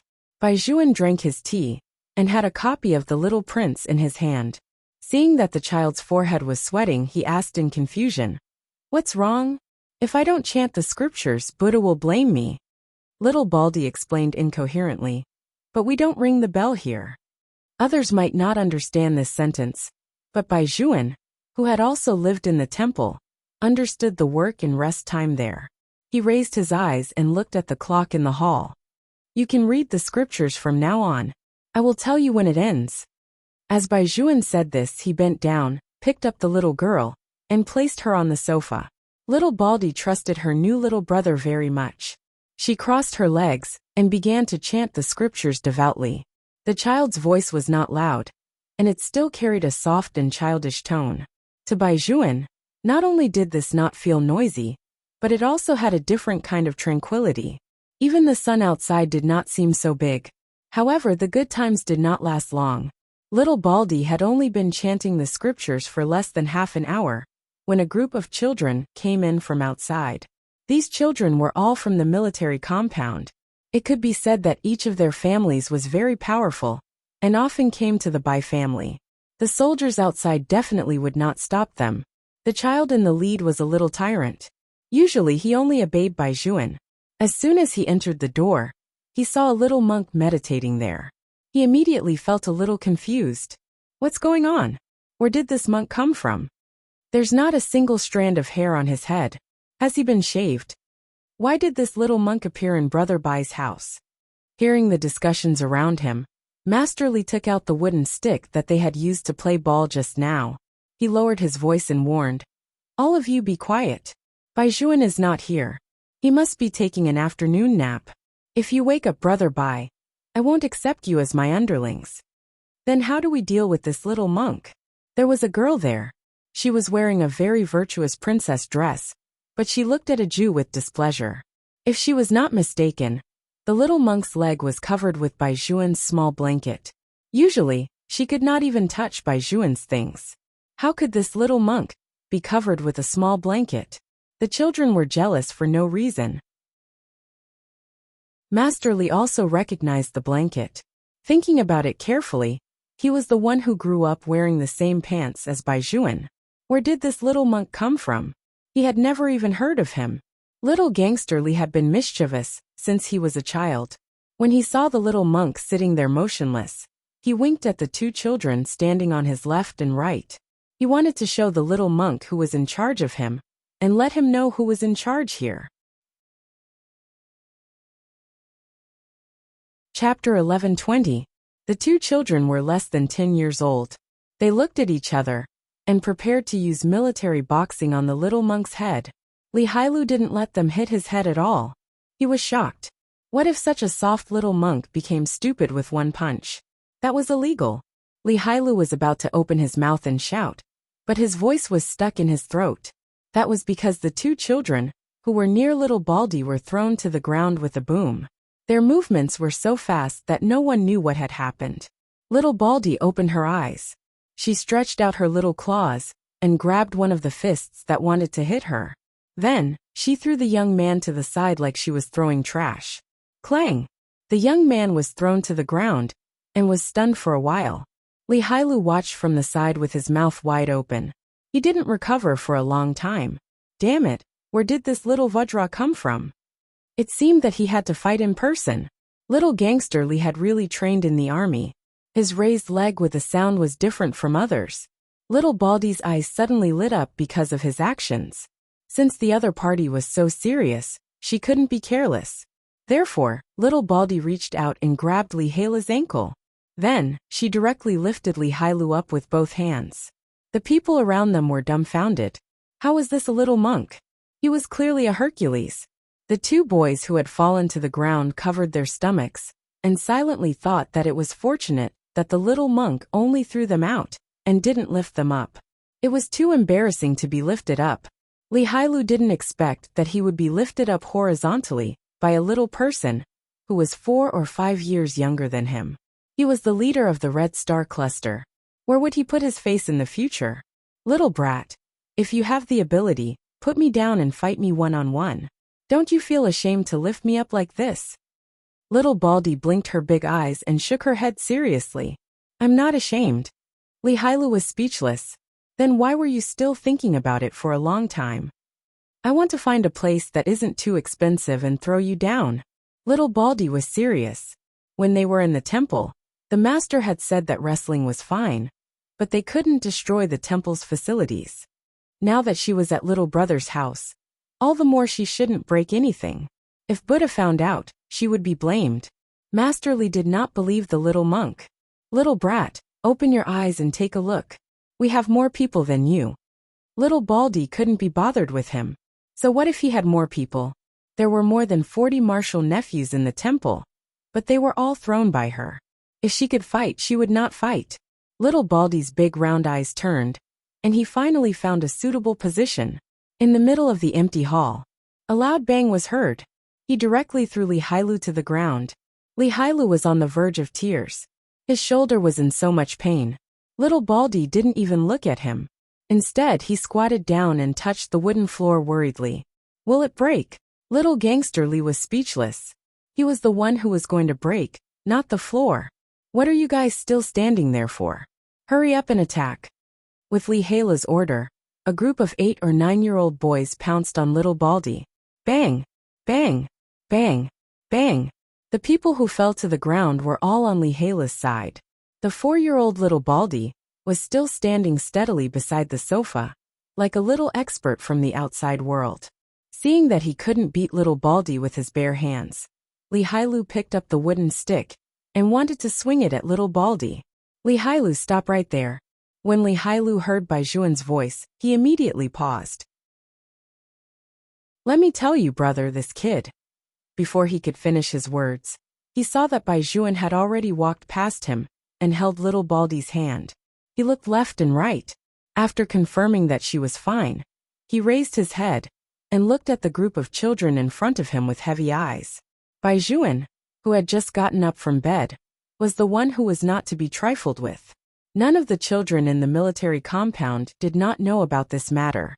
Usually Baijuan looked like a little prince. He knew more things and knew more things than anyone else. Even the seniors were not as calm as him. But at this moment, the gloomy aura emitted from his body was so obvious. This had something to do with him being woken up and seeing his adopted child being bullied as soon as he went downstairs. Who allowed you to make a move? Baijuan turned his head and looked at Li Hailu. Li Hailu, you even dare to use a stick in my house, don't you? Li Hailu wanted to explain. Brother, no. I see that you're quite arrogant with a stranger here. Baijuan touched the back of little Baldy's head again. Seeing that the child was really fine, his anger subsided, and the expression on his face also calmed down a lot. He's not a stranger. He's my youngest junior brother. His name is Xianjiao. He's the little brat you didn't want to adopt. Li Hailu shouted. Little Baldy was still a little confused. Weren't these people found by her little brother to wrestle with her? Ba. This penniless monk's Buddhist name is Xianjiao. As little Baldy spoke, she bowed very politely and then asked, Little brother, are you not willing to adopt me? Li Hailu laughed. Dang! Shut up. Baijuan really wanted to drag his brother over and beat him up. Li Hailu saw that Baijuan's expression was not very good. He touched his prickly hair and swallowed the words that he wanted to say. Baijuan picked up little Baldy and put her in his arms. They sat on the sofa together and said to the child, Little brother is not unwilling to adopt you. There was a misunderstanding before. Li Hailu was speechless. He clearly didn't want to adopt her. Bai Juan even said that he hated naughty children the most, especially those 3 or 4 years old. He had to let them know the rules when they came. Why was the current script completely different from what he had planned before? Moreover, this was the first time he had seen Bai Juan talk to someone so patiently. I believe in little brother. Little Baldy reached out and rubbed Bai Juan's face. Buddha Wooly said that little brother and I are fated. Buddha Wooly will not lie. Only by staying by little brother's side can a Jew be safe. Even if little brother doesn't like a Jew, it's normal. After all, little brother has never seen a Jew before. After we get to know each other, little brother will like a Jew more and more. Li Hailu was speechless. Hey little monk, where did your mysterious confidence come from? However, he did not expect that Bai Juan would actually smile faintly at little Baldy in his arms, and casually reply, yes. Li Hailu's eyes widened. Fuck, was this still the Bai Juan he knew? Chapter 11:21. Bai Juan seemed to know what Li Hailu was thinking. He raised his head and glanced at him. Sit down. I'll get Auntie Wang to cut some iced watermelons for you. Every time Bai Juan had this expression, Li Hailu would definitely be obedient. Because he knew that Bai Juan was different from him. What was that word called? The teacher had just taught them. What was it like to be happy or angry? In any case, it was very complicated. This was how children fought. When they heard that there was watermelon to eat, they all sat on the sofa. Although the children in the military compound had good living conditions, they were raised to be a little tiger-like. They were not delicate. Otherwise, they would definitely not give up after being beaten up like this. Some of them were in pain when they opened their mouths and faces. Of course, these people had their own ideas in their hearts. They were not afraid of their own brothers. Moreover, their fathers were all in contact with each other. They had cultivated family alliances since they were young. This was a tradition of the military compound. As they chewed on the watermelon, the group of tiger-like children did not forget to steal glances at the little monk sitting in Bai Juan's arms. After all, this child was too powerful. They had not met anyone who could overturn all of them. Of course, Bai Juan was an exception. Bai Juan was their Prince Charming. However, why was Bai Juan so good to the child? One had to know that even their courtyard belle had never been hugged by Bai Juan. The courtyard belle was Lin Ziwen, who was sitting on the sofa in a princess dress and eating watermelon in small bites. She was also looking at a Jew, and the displeasure in her eyes was very obvious. A Jew did not hold the watermelon and eat it. Bai Juan specially asked Auntie Wang to cut the watermelon into small pieces for the child. She took a small fork and put it into her mouth. Little Baldy wanted to hold the bowl and eat by herself, but Bai Juan felt that if he had not gone up to sleep just now, his child would not have been able to stand being bullied. Therefore, he held little Baldy in his arms and fed her mouthful by mouthful. Bai Juan usually did not care who bullied the child in the end. As long as the other party made a move on his child, it would be his child who was bullied. Young Master Bai had such a mighty and domineering value. It was difficult for him to change since he was young. Little Baldy was also obedient. He was already smaller than the average person. He sat in Bai Juan's arms and ate with a cat on his head. Master Li finished his piece of watermelon and wiped his mouth. Bai Juan, you can't raise a child like this. My father said that when you raise a child, you have to give him a red date. Look at him teasing me all day. I still have the mark of his kick this morning on my butt. Scram! Bai Juan slowly wiped little Baldy's mouth. He did not want to accept other people's views on education at all. Of course, he had to pamper his adopted child. The other older children had never seen such a small monk before. In addition, little Baldy's head was very delicate. Every part of his body was round and smooth. Just looking at him made people want to pinch him. Thinking of this, Li Hailu stretched out his hand. Bai Juan immediately glared at him. You don't want your claws anymore? Bai Juan, no, I just want to help you guide him. Li Hailu said seriously. My mother has said since I was young that this brat is very difficult to take care of. It's hard for you to take care of a child by yourself, right? I'll help you share the burden. Bai Juan slowly smiled. You don't have to share the burden. If you come over again, I won't let you copy my homework. Don't do that. Li Hailu still wanted to say something. Little Baldy chanted it ba. Woolly Buddha said that only bad children will be beaten by their parents. Judging from the character of your sneak attack just now, you really do need to be taught a good lesson with a stick. Li Hailu was speechless. Woolly Buddha, where did this little unearthed cultural relic come from? That's the thought of an old person. Do you understand feudalism? Do you understand superstition? Now the most important thing is personality. Li Hailu said proudly, Xianjiao, right? From now on, follow your brothers. You're too rustic. You'll be eliminated by society. Little Baldy did not understand. He turned his head and asked Baijuan, Little brother, will a Jew be eliminated by society? No. Baijuan patted the child's head. A Jew will be raised by me in the future. Li Hailu was instantly dumbfounded when he heard this. If he could be raised by Baijuan in the future, it would indeed be difficult for him to be eliminated by society. However, Little Baldy frowned and shook his bald head. No, in the future little brother will be raised by me. My mother said that if you want to be a temple abbot, you have to be financially independent. You have a mother? Li Hailu was shocked. He, who was dumbfounded the whole time, only felt that the little monk in front of him was an unearthed cultural relic. It was really strange that he actually had a normal family relationship. Little Baldy raised his eyebrows seriously. You don't? Could it be that you jumped out from a crack in the rock? Isn't that monkey son? What the hell? He was actually speechless. At this time, Lin Ziwen questioned. If you have a mother, why don't you live with her? Why do you want to come to the Bai family? And you're not related to the Bai family by blood, right? Why are you calling Baijuan brother? Do you want to stay in the Bai family in the future? Do you think a poor little monk like you is worthy? When Little Baldy heard this, his big eyes dimmed. He didn't want to stay in the Bai family and not leave. Master said that I want to be with little brother.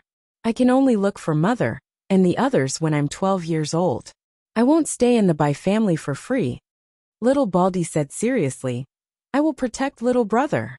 Don't joke around. Brother Baijuan needs a little pee. Clang. Before Lin Ziwen could finish her words, the fruit plate on the table was kicked over by someone. The person who kicked the table was none other than Baijuan. Li Hailu had long said that Baijuan was more ruthless than anyone else when he fought. If anyone wants to say another word, get out. Baijuan's good-looking little face turned cold. What do you mean? You came to my house to bully my younger brother? He's only 4 years old, and you guys want to beat him up. Why? I've already exposed this matter, and you guys still won't let it go, right? Lin Ziwen, he's my adopted junior brother. If he doesn't live with me, who will he live with? Even if he stays in our Bai family for the rest of his life, what does it have to do with you? After Baijuan finished speaking, he carried little Baldy up and went up to the second floor with great effort. The group of children downstairs were a little stunned. Thinking about it carefully, what they had done this time was indeed wrong. After hearing Baijuan's words, their faces felt even hotter. Everyone looked in Lin Ziwen's direction. Lin Ziwen burst into tears immediately. She ran out of the villa with a pretty face. In the bedroom on the second floor, Baijuan was still angry. He rarely got angry, because many things were under his control. But the child in his arms was like him in the past. After losing his parents, he had lived with his grandmother for a period of time, and people would say the same thing about him. If it wasn't for the reason at home, which child wouldn't be willing to live with their parents? He had only brought the child home for a day. First, he accidentally let the child get hurt at noon, and now he had to suffer such grievances. Chapter 11:22. Baijuan clenched his fingers tightly. After waking up, the symptoms of hypoglycemia made him reach out and press his forehead. Little Baldy still had a piece of watermelon in his mouth. He stretched out his small hand and patted Baijuan's head. Little brother, Woolly Buddha said that if you are always angry, you will grow old. You look quite old to begin with, so don't be angry. Baijuan was speechless. His child's ability to comfort people could really infuriate the living to death. He finally understood why the senior brothers on the mountain always talked about little Baldy in a loving and hateful tone. I'm not angry anymore. Don't take those people's words to heart. Baijuan's voice faded. They are not me, and they can't be the head of the Bai family. From the moment you entered the Bai family, you are a child of the Bai family, my younger brother. Little Baldy nodded.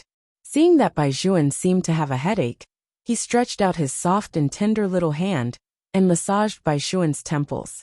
Woolly Buddha said that there will always be all kinds of people in the world. There is no need to punish yourself with other people's thoughts. Lin Ziwen, aren't you angry that she said you? Bai Juan was still worried that the child would think too much. I'm not angry. Little Baldy shook his head first, then leaned close to Bai Juan's ear and said seriously, I just think that stupid senior brother is right. The women at the foot of the mountain are indeed tigers. I can't ignore the other types just because Auntie Wang is good. I will pay attention in the future. Oh, how will you pay attention? Bai Juan felt that the little hand pressing on his head was very comfortable. He just hugged the little person and lay on the bed. He was not worried about the situation downstairs. With Li Hailu watching, there would not be any trouble. Little Baldy's big eyes were round. How else can I pay attention? Of course, I will beat her up when she talks about me. With such a confident tone, even the best student, young Master Bai, could not help but twitch his mouth twice. How should he educate his child? In the future he should talk more and not do more. This seemed to be a relatively long process. Bai Juan didn't know if he sighed or not, but since that day, for the first time, young Master Bai had the thought of wanting to protect someone. Little Baldy sat on the bed and was still rubbing Bai Juan's head. Then she seemed to have thought of something, and her little face was very serious. Little brother, I'm not poor. I can support you, so you don't have to worry. Yes, Bai Juan answered, but in fact, he did not take the little fellow's words to heart. He just felt that with such a milky child in his arms, he even felt comfortable with his eyes closed. When little Baldy heard that Bai Juan had agreed, she immediately became happy and rubbed Bai Juan's head even harder.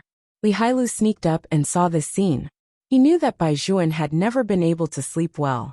It was probably related to the death of his uncle and auntie. Bai Juan was always more right than them. He could not guess what his brother was thinking. It was just that the Bai clan was usually empty and devoid of people. Now that the little monk was here, it suddenly became a lot livelier. Little Baldy was the first to see little Gangster Li. She narrowed her eyes and looked very dangerous.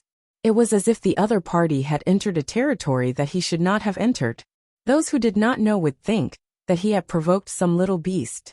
Li Hailu hurriedly stretched out his hand to surrender. I'm here to apologize to your senior brother. I'm not a bad person. Little monk, it's not right for you to look at me like that. My Dharma name is Xianjiu. The people at the foot of the mountain are always so difficult to communicate with. Little Baldy was very puzzled as to why he refused to call her by her name properly. Bai Juan listened to the little fellow's emphasis and smiled lightly as he patted the child's head. His memory is not good. He always gets a bad score during exams. Bai Juan, you can't smear me in front of your younger brother like this. How can you set up the correct values for him like this? Li Hailu shouted. Bai Juan said very slowly, you're a bad example. Li Hailu was silent for a moment. He looked at Bai Juan and coughed lightly. You're not angry anymore, right? Bai Juan raised his eyebrows. What do you think? Don't be angry. I have a lot of games to play here. Let's fight online later. Li Hailu used his fist to touch Bai Juan's shoulder. Bai Juan sat up with little Baldy in his arms and said indifferently, not interested. Then tell me, what should we do? Li Hailu's face was flushed red. It's our brothers who didn't do well in this matter. Actually, I agree with your way of doing things. As the saying goes, women are like clothes, brothers are like hands and feet. You were right to be angry at Lin Ziwen. We support you. You should do this for your younger brother. But you can't abandon the group of brothers downstairs, right? Bai Juan smiled. What are you thinking about? I mean, don't play online games and play something else. A Jew has just arrived. When it's not hot outside, let's take her for a stroll in the courtyard. Ah, I see. Li Hailu's eyes lit up. He said to little Baldy, this entire courtyard belongs to us brothers. We'll take you to catch a bird in a while. Little Baldy's face was full of question marks. Silly bird? She didn't understand. It turned out that people who got a bad score couldn't speak clearly. Bai Juan picked up the little fellow again. She's small, so she can't walk very far. Don't worry, leave it to me. After saying that, Li Hailu ran downstairs to prepare. Auntie Wang looked at the sun outside. First, she brought the handmade mung bean soup and mint tea that were frozen in the fridge for the children to drink to relieve the heat. Then, she made some fruit ice cream. The Bai family did not have cola soda. In fact, the more a child came from a military family, the more they controlled their food. The Bai family was even more strict. 7 or 8 older children sat on the sofa, discussing how to catch more birds. It was as if they were going to win a battle. When it was past 4 in the afternoon, the sun outside still hadn't set much. Auntie Wang was worried that little Baldy would get sunburned again, so she found a hat that Bai Juan wore when he was young. It was a nondescript combination with the kasaya, and it looked cute. Bai Juan saw that the child was looking up at him with her round little face. Only then did he realize that as the head of the family, he should buy some new clothes for the child. He couldn't let the child come to the city and still wear a monk's robe. Li Hailu was a carefree person. How could he notice the little monk's attire? He raised his hand excitedly. Let's go. With such an order, the group of children ran out in a flurry. Little Baldy was also affected by this enthusiasm. She ran to the front of the group of people. When she turned around again, behind them, there was no one behind them. Li Hailu and the others were also dumbfounded. Was the little monk in front of them a human? Why did they feel that it was like a set of flaming wheels with acceleration and deceleration? Chapter 11:23. In fact, the reason why little Baldy could run so fast was because he had to carry water every morning in the temple. The disciples felt that his combat strength was too strong, so they tied a circle of gravity iron around the child's legs. Now that little Baldy had gone down the mountain, his body was no longer bound, so of course, his speed was extraordinary. Master Li panted behind him and cried, Bai Juan, you said not to go too far. Look at your child. He looks like the kind of person who can't go too far. Children are very active. Bai Juan sent Master Li away with these words. At the same time, he had a general understanding of his junior brother. Originally, when he saw that the child was young, the master would not give the things in the temple to the child. Now, it seemed that he had underestimated the master's method of calling people. In fact, Bai Juan did not underestimate the old monk. It was just that he could not prevent little Baldy from becoming a self-taught talent. When children played, it was always noisy. A passing chief saw this and nodded with a smile.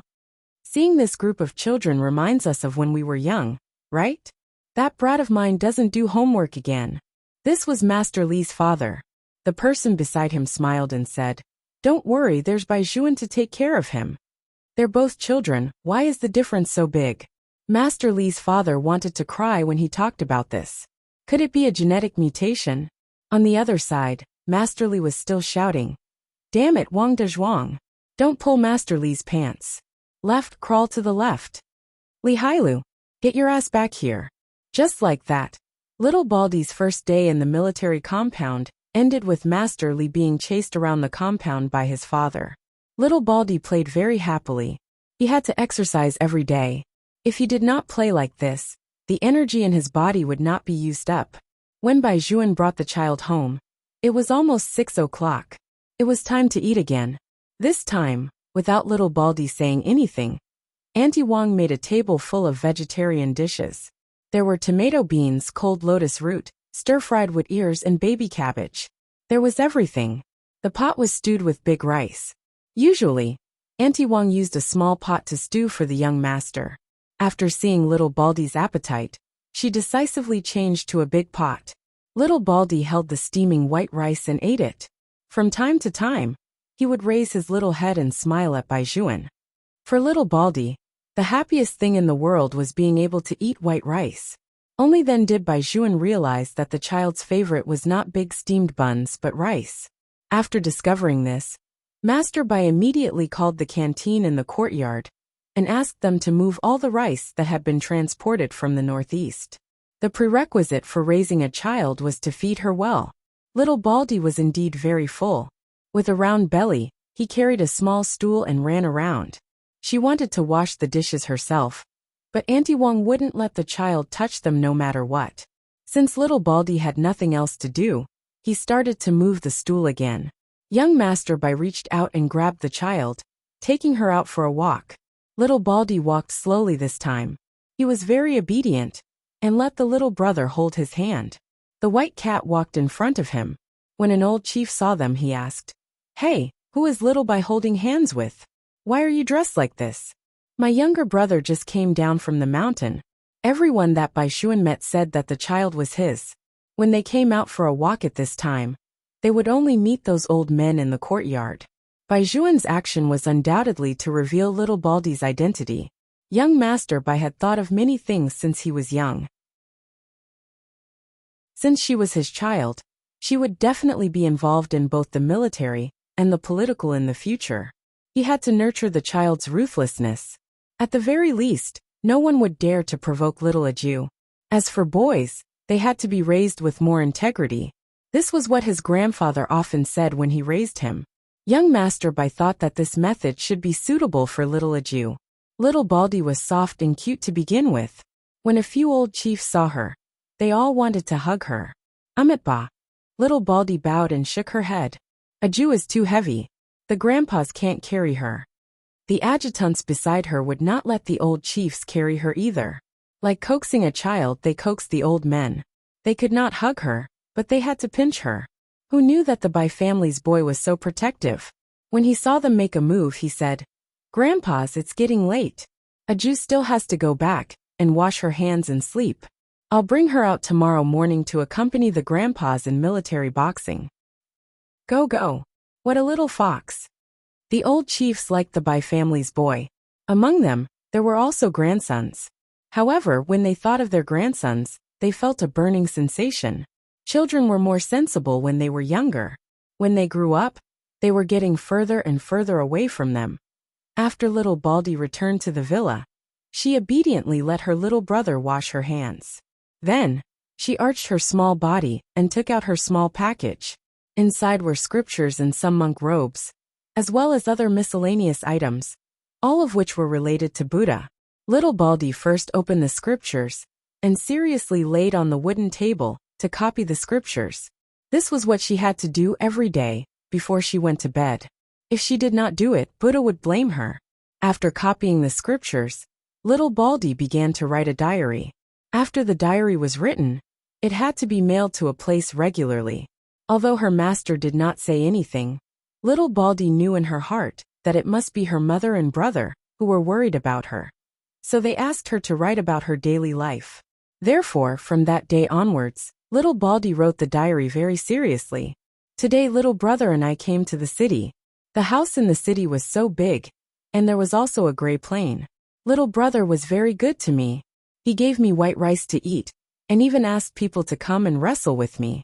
Although those people's standards were not very good, I still lived very happily. The people at the foot of the mountain are more difficult to communicate with.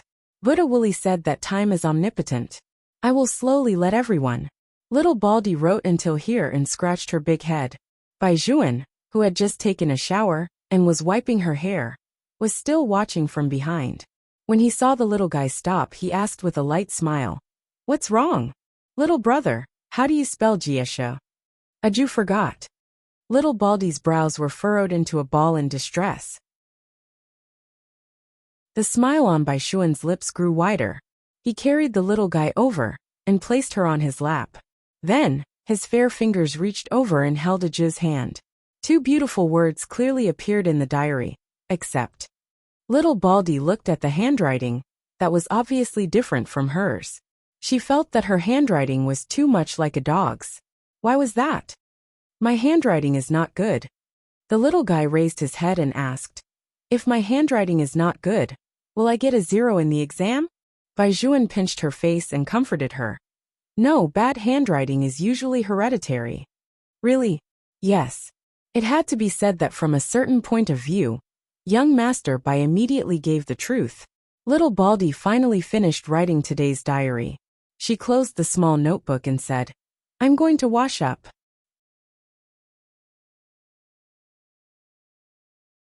Chapter 1124.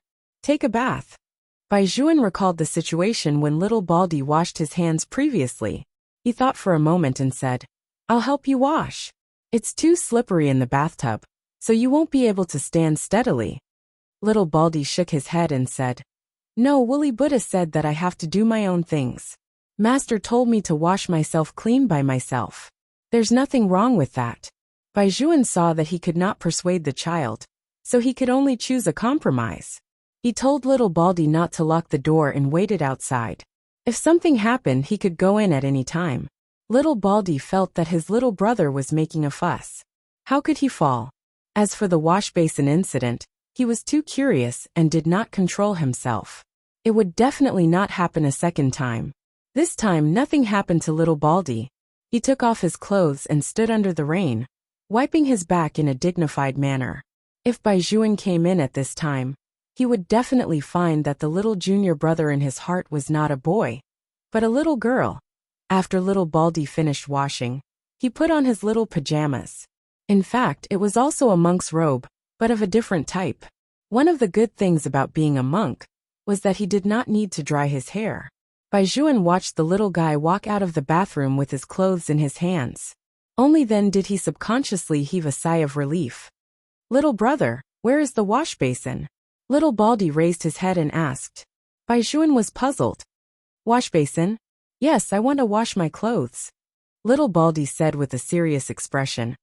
"Otherwise, if I wash them a little later, they won't be able to dry the next day."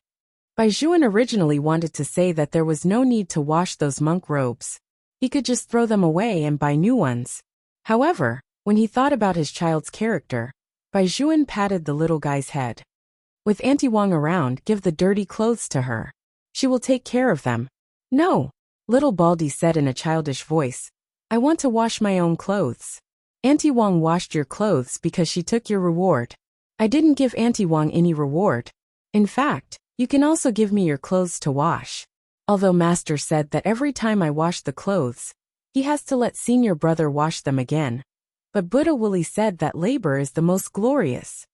This was clearly what the party members said, not what the temple taught. Baizhuan really didn't know what to do with the little guy. Anyway, the child ate a lot at night, so he just treated it as exercise. Otherwise, it wouldn't be good if the little guy didn't have enough food in his stomach. Therefore, Baizhuan did not tell little Baldy that there was such a thing as a washing machine in the world. Instead, he fulfilled little Baldy's wish. Little Baldy arranged the washing powder and soap on the ground. She carried the wash basin and filled it with water.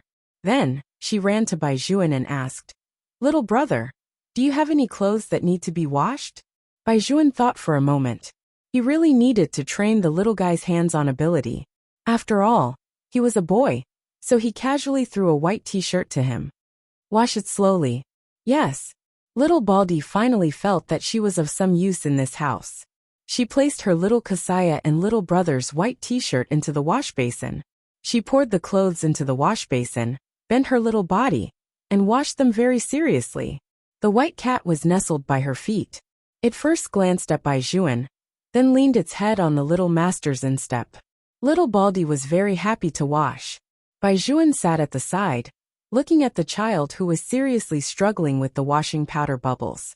He watched as she tugged at her t-shirt and rubbed it.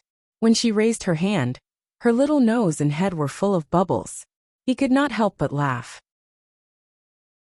Little Baldy did not know what her little brother was laughing at. She only knew how to be happy.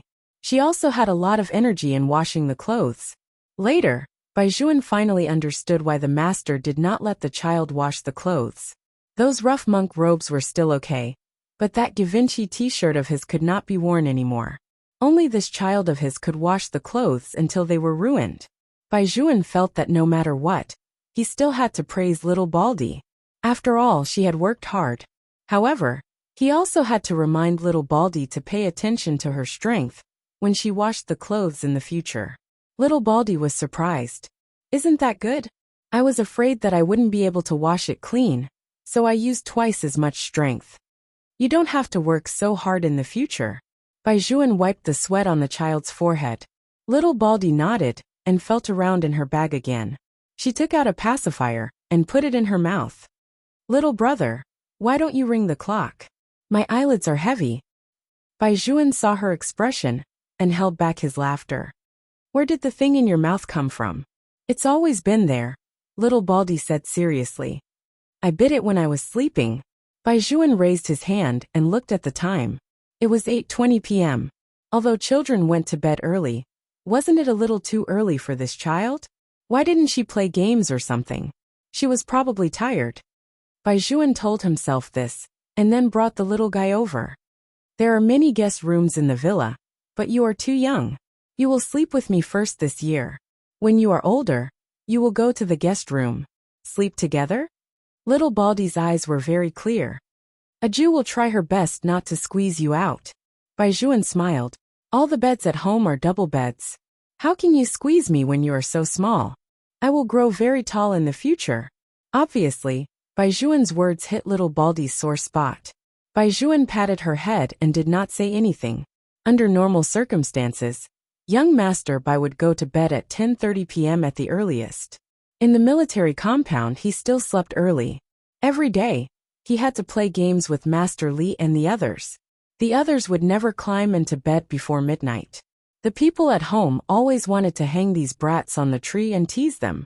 However, this group of brats had been strong since they were young. Perhaps it was because they were born in the military, but there was always a feeling that they could not beat them no matter how hard they fought. Master Li had just been kicked by his father, so he turned around and went online. After hanging up the game, he sent Baizhuan a WeChat message. Hey brother, come on. Let's have a good fight today. A child who was less than 10 years old had a cell phone. This was indeed very rare in other families. However, the Li family was different from the Bai family. Master Li's family was very rich. Although he treated him like trash, his mother would give him whatever he wanted. It was not strange for him to have a cell phone. Not to mention the Bai family. Master Bai did not come back often. Baizhuan was the one who made the decision. He could buy whatever he wanted. Usually the electronic products were the latest. He also did his homework on the tablet. After all, the children in the city now handed in their homework and had to send it to the teacher's mailbox. Baizhuan glanced at WeChat and only replied with 5 words. I'm not playing. I'm accompanying my younger brother. No way. Master Li looked at the reply and shook his head. Was Baizhuan really addicted to raising other people's children? It was unlikely. With Master Bai's personality, it was probably only for a day. Chapter 11:25. But in fact, Master Li was wrong this time. Baizhuan was very patient when it came to little Baldy. He turned off the lights and went to sleep. Little Baldy was afraid that he would squeeze Baizhuan, so he carefully crossed over and slept on the side. Baizhuan went to bed 10 minutes later than little Baldy. It was said that children were short of water at night. If the weather was too dry, it was easy to have a nosebleed, so it was necessary to prepare some water. This was the first time young Master Bai was so considerate for others. When pouring water, even Auntie Wang wanted to help. Baizhuan said that he would do it himself. After testing the temperature of the water, he put a drop of honey in it for the child. Only then did he take the things upstairs. When he entered the room, it was very quiet. Seeing that the little guy was already in a daze, Baizhuan called out in a low voice, "A Jew?" Little Bald Head grunted and didn't even turn over. Baizhuan rubbed his little palm with his fingers. There were red marks left from the fight today. Did it still hurt? In the future, whoever fought with his child, he would let that person have a taste of what pain was like. Even if the little guy won, it would be the same. Probably because Baizhuan rubbed the painful spot, little Baldy shrunk his hand like a little turtle. When Baizhuan saw this, he thought that if he had not taken a closer look at night, the little guy definitely would not have told him that his palm was injured. Baizhuan had lived in someone else's house before, so he knew what it felt like to live under someone else's roof. It was because he knew that he cared more about it. Little Baldy was completely asleep. His little hand grabbed Baizhuan's pajamas, and his little face followed suit. Baizhuan did not dislike him at all. He lowered his eyes with a faint smile, and gently blew 2 breaths on the little guy's palm. Then, He hugged the little guy in his arms. The temperature of the air conditioner in the bedroom was adjusted to the most suitable temperature for human sleep, 25 degrees Celsius. The 9-year-old Baizhuan hugged the 4-year-old little Baldy and slowly closed his eyes. It had been a long time since he had slept so naturally. In the depths of his memory, it seemed that when he was still very young, his mother would accompany him to have such peace of mind. When Baizhuan woke up, the sky had just brightened. The little guy in his arms seemed to have woken up a long time ago. He looked at him with a pair of big round eyes. Baizhuan lowered his head and looked along little Baldy's tender legs. His gaze finally landed on a weak and sensitive fatal part of his body. Fortunately, the little guy was a boy. Otherwise, such a sleeping posture would be a little indecent. "Little brother, are you awake?" Little Baldy said excitedly. "I just went downstairs to run one round. Auntie Wang said that she would make your favorite wild vegetables today. I will go out with Auntie Wang to buy youtiao for you in a while. Auntie Wang told me not to disturb you. I just wanted to come up and see you. I didn't want to wake you up. But little brother, I still want to say something. Willy Buddha said that only by sleeping early and waking up early can one live a long life." Baizhuan was really sleepy. If it was someone else who disturbed him like this, the outcome would definitely be ugly. At the beginning, Baizhuan's expression was a little bad. After listening to the child's nagging, he knew that she was thinking about him. His heart felt warm. He lifted the quilt and covered little Baldy with it. "Sleep with big brother for a while." When Baizhuan closed his eyes, his eyelashes were thick and dense, and his skin was unbelievably delicate. In addition, he was originally noble, so when he looked at him like this, he was even more good-looking. Little Baldy was being carried by Baizhuan, so she could not move around casually. She had to listen to Auntie Wang's words. She could not disturb little brother's sleep, but she could not say anything else. Buddha had said that the best plan of the day was in the morning. She still had to go for morning exercise. What should she do? She was really conflicted. Little Baldy frowned and looked in Baizhuan's direction. Seeing that his breathing had calmed down, she could not help but let out a long sigh. She had heard from her master before that some injured children always liked to sleep with things in their arms. Little brother must have been injured before. In order to make little brother feel more at ease, it was better for her not to go for morning exercise. She was definitely not looking for an excuse for herself. Even if Buddha knew, he would forgive her. Thinking of this, little Baldy immediately stopped being conflicted. She stretched out her soft little hand and hugged little brother's waist. She yawned and fell asleep just like that. Only then did Baizhuan open his eyes. He looked at the little guy, and the corners of his mouth curled up into a smile. When the two children really woke up, it was 7:40 a.m., not even 8 o'clock a.m. Auntie Wang had set up the breakfast. There was millet porridge, small buns, small cold dishes, and the fried dough sticks that little Baldy had always wanted to eat. Baizhuan first carried the child into the bathroom, squeezed toothpaste for her, and let her brush her teeth with the small toothpaste. Two people appeared in the mirror at once. There was Baizhuan's face and the little guy's little head. For some reason, Baizhuan wanted to laugh when he saw it. This feeling of not having to be alone was really good.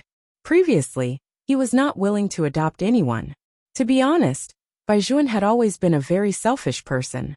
He did not want any accidents to happen in his life. If it were not for his grandfather's insistence and his master's persuasion, he definitely would not have gone to the temple to bring little Baldy back. But now, just as his grandfather had hoped, he seemed to have a human aura. Moreover, Baizhuan was very clear that this was all because of the little guy in front of him. If it were someone else, he would not have such a feeling. In the future, this person would be his.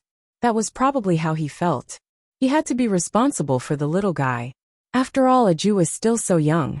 She would definitely be bullied when she went out. But in fact, everyone knew that with little Baldy's ability to fight, it was already good enough that she did not bully others when she went out. How could she be bullied? Just as Baizhuan was distracted, little Baldy licked her little lips and said seriously, "Little brother, this toothpaste is very delicious. It's completely different from the one my master bought for me in the past." Baizhuan was speechless.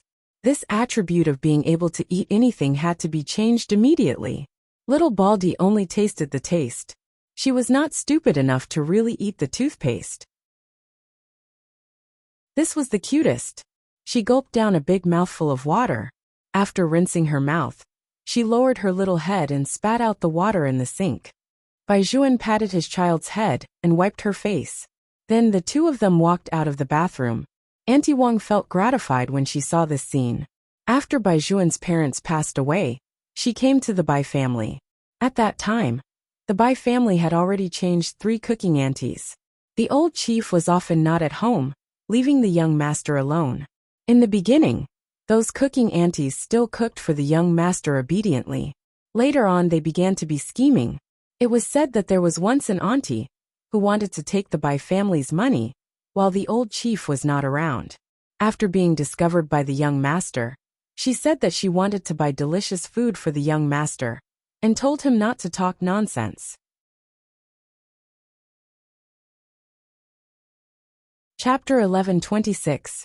At that time, the young master was indifferent to everything. He did not even inform the old master. He directly called the adjutant in and dismissed that auntie. Such an action was undoubtedly a sign of overmaturity for a 5-year-old child. The old chief's worry also began at that time, because after that time, the old chief consulted a psychiatrist for the young master. At that time, the psychiatrist only gave the old chief one sentence, saying that the young master was still young and not obvious. In the future, whether he walked on the military or political path, such a person would only do things ruthlessly because in his heart, there was no love at all. In fact, if he was a little more extreme, he would become a dark figure. Once he committed a crime, he was even more vicious than a real outlaw. Now that little Aju was here, looking at the way the young master spoiled the child, he was really no different from other people of the same age. Except for when it came to dealing with little Aju, the young master liked to do it himself. He was more composed than young Master Li and the others, but the smile between his brows was warm. Little Baldy was already sitting on a small chair and eating with a small spoon. When they were almost done eating, someone came in from outside. It was Lin Ziwen, Master Li, and the others who had talked about little Baldy yesterday. When Lin Ziwen first entered the room, her small face was a little ugly. She had already tried her best to smile. Children nowadays were different from before. They knew a lot of things at such a young age. Even if she did not like little Baldy in her heart, Lin Ziwen would not show it. She only said to Baijuan, "I was wrong yesterday. Since Aju has entered the Bai family, she is a member of the Bai family. In the future, I will treat Aju like my own younger brother. Brother Baijuan, can you not be angry with me? I didn't mean to say that about Aju." Behind Lin Ziwen was a group of other children, both men and women. Everyone stood there and looked at Baijuan. This undoubtedly showed Baijuan's status as the king of children in the military compound. Little Baldy was eating happily. He raised his head from the big bowl and sized up the people who came in with his clear and bright eyes. Baijuan patted the child's head. "Don't look around when you eat." Little Baldy was very obedient. He didn't look at anyone anymore and stuffed a small vegetable bun into his mouth. His cheeks were puffed up and he looked very cute. Looking at the way she ate, Li Hailu felt hungry. He licked his lips and looked at Baijuan. "Do you still have vegetable buns in your house?" "Yes." Baijuan glanced at him and said indifferently, "There are still 3 left. I want to leave them for Aju as snacks." Li Hailu truly felt that Baijuan was someone who didn't want him as a brother after having a younger brother. "Forget it, I won't eat today. I'll eat at your house tomorrow." As little Gangster Li spoke, he turned his head and shouted at the top of his voice, "Auntie Wang, when you cook tomorrow, cook mine too." Little Baldy did not understand. She turned around and asked Baijuan, "Why did you come over to eat tomorrow? You can eat lunch and dinner today." "Little brother, has Master Li always been so stupid? Is that why he got a duck egg in the exam?" Little Gangster Li was speechless. Inexplicably, he felt that his intelligence was being looked down upon. However, the little monk was right. "Auntie Wang, I'll eat here for lunch today." Baijuan put down the wooden chopsticks in his hand. He did not even look at Lin Ziwen, who was standing beside him. He tidied up his sleeves and said, I can't eat at noon today. I'm going to take a Jew out to buy clothes in a while. Buy clothes? Go shopping. Li Haila's eyes lit up. He grabbed Bai Juan and said, Take me, take me. You don't know how strict my father is on me now. I can only run to your house. You won't let me go anywhere. I'm going to grow hair on my body. I'm going shopping and eating Burger King. You can't eat Burger King. You have to give a Jew a vegetarian diet. Bai Juan pushed his hand away. Li Hailu did not care about food anymore. I can eat anything, as long as I can go out. You treat me to a meal. Bai Juan had always known how to trick his brother. Li Hailu gritted his teeth. Add a condition. Let me copy your homework. Sure. Bai Juan said as he picked up little Baldy, who was full. The rest of the children looked at each other. Lin Ziwen also wanted to go out. After hearing the news, she even went home and asked the driver to specially prepare a car. She originally wanted to follow the Bai family's car all the way. She did not expect that she would waste too much time combing her hair. When she went out, Bai Juan's car was already gone.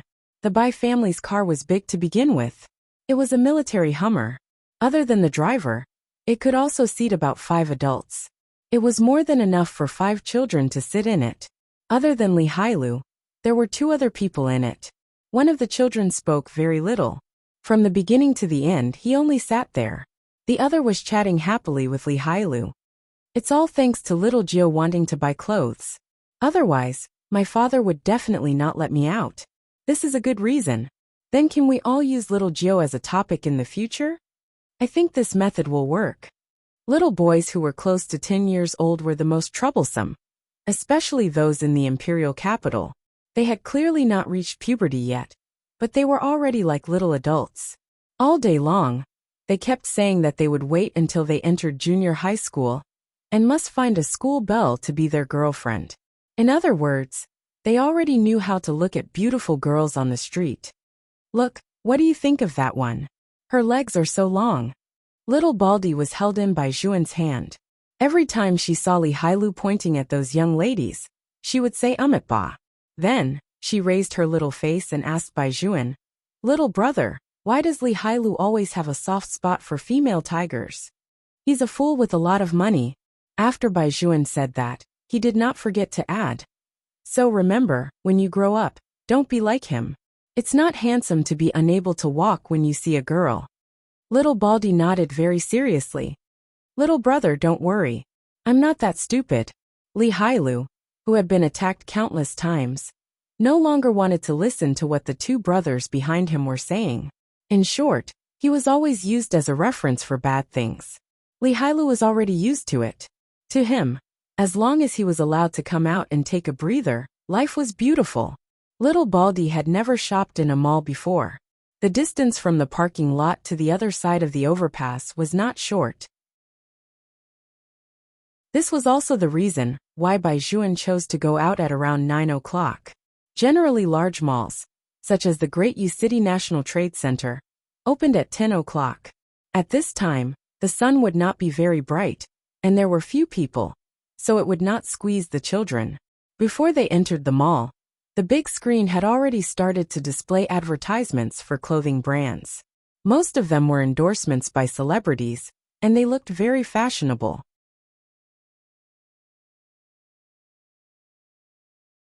Chapter 11:27.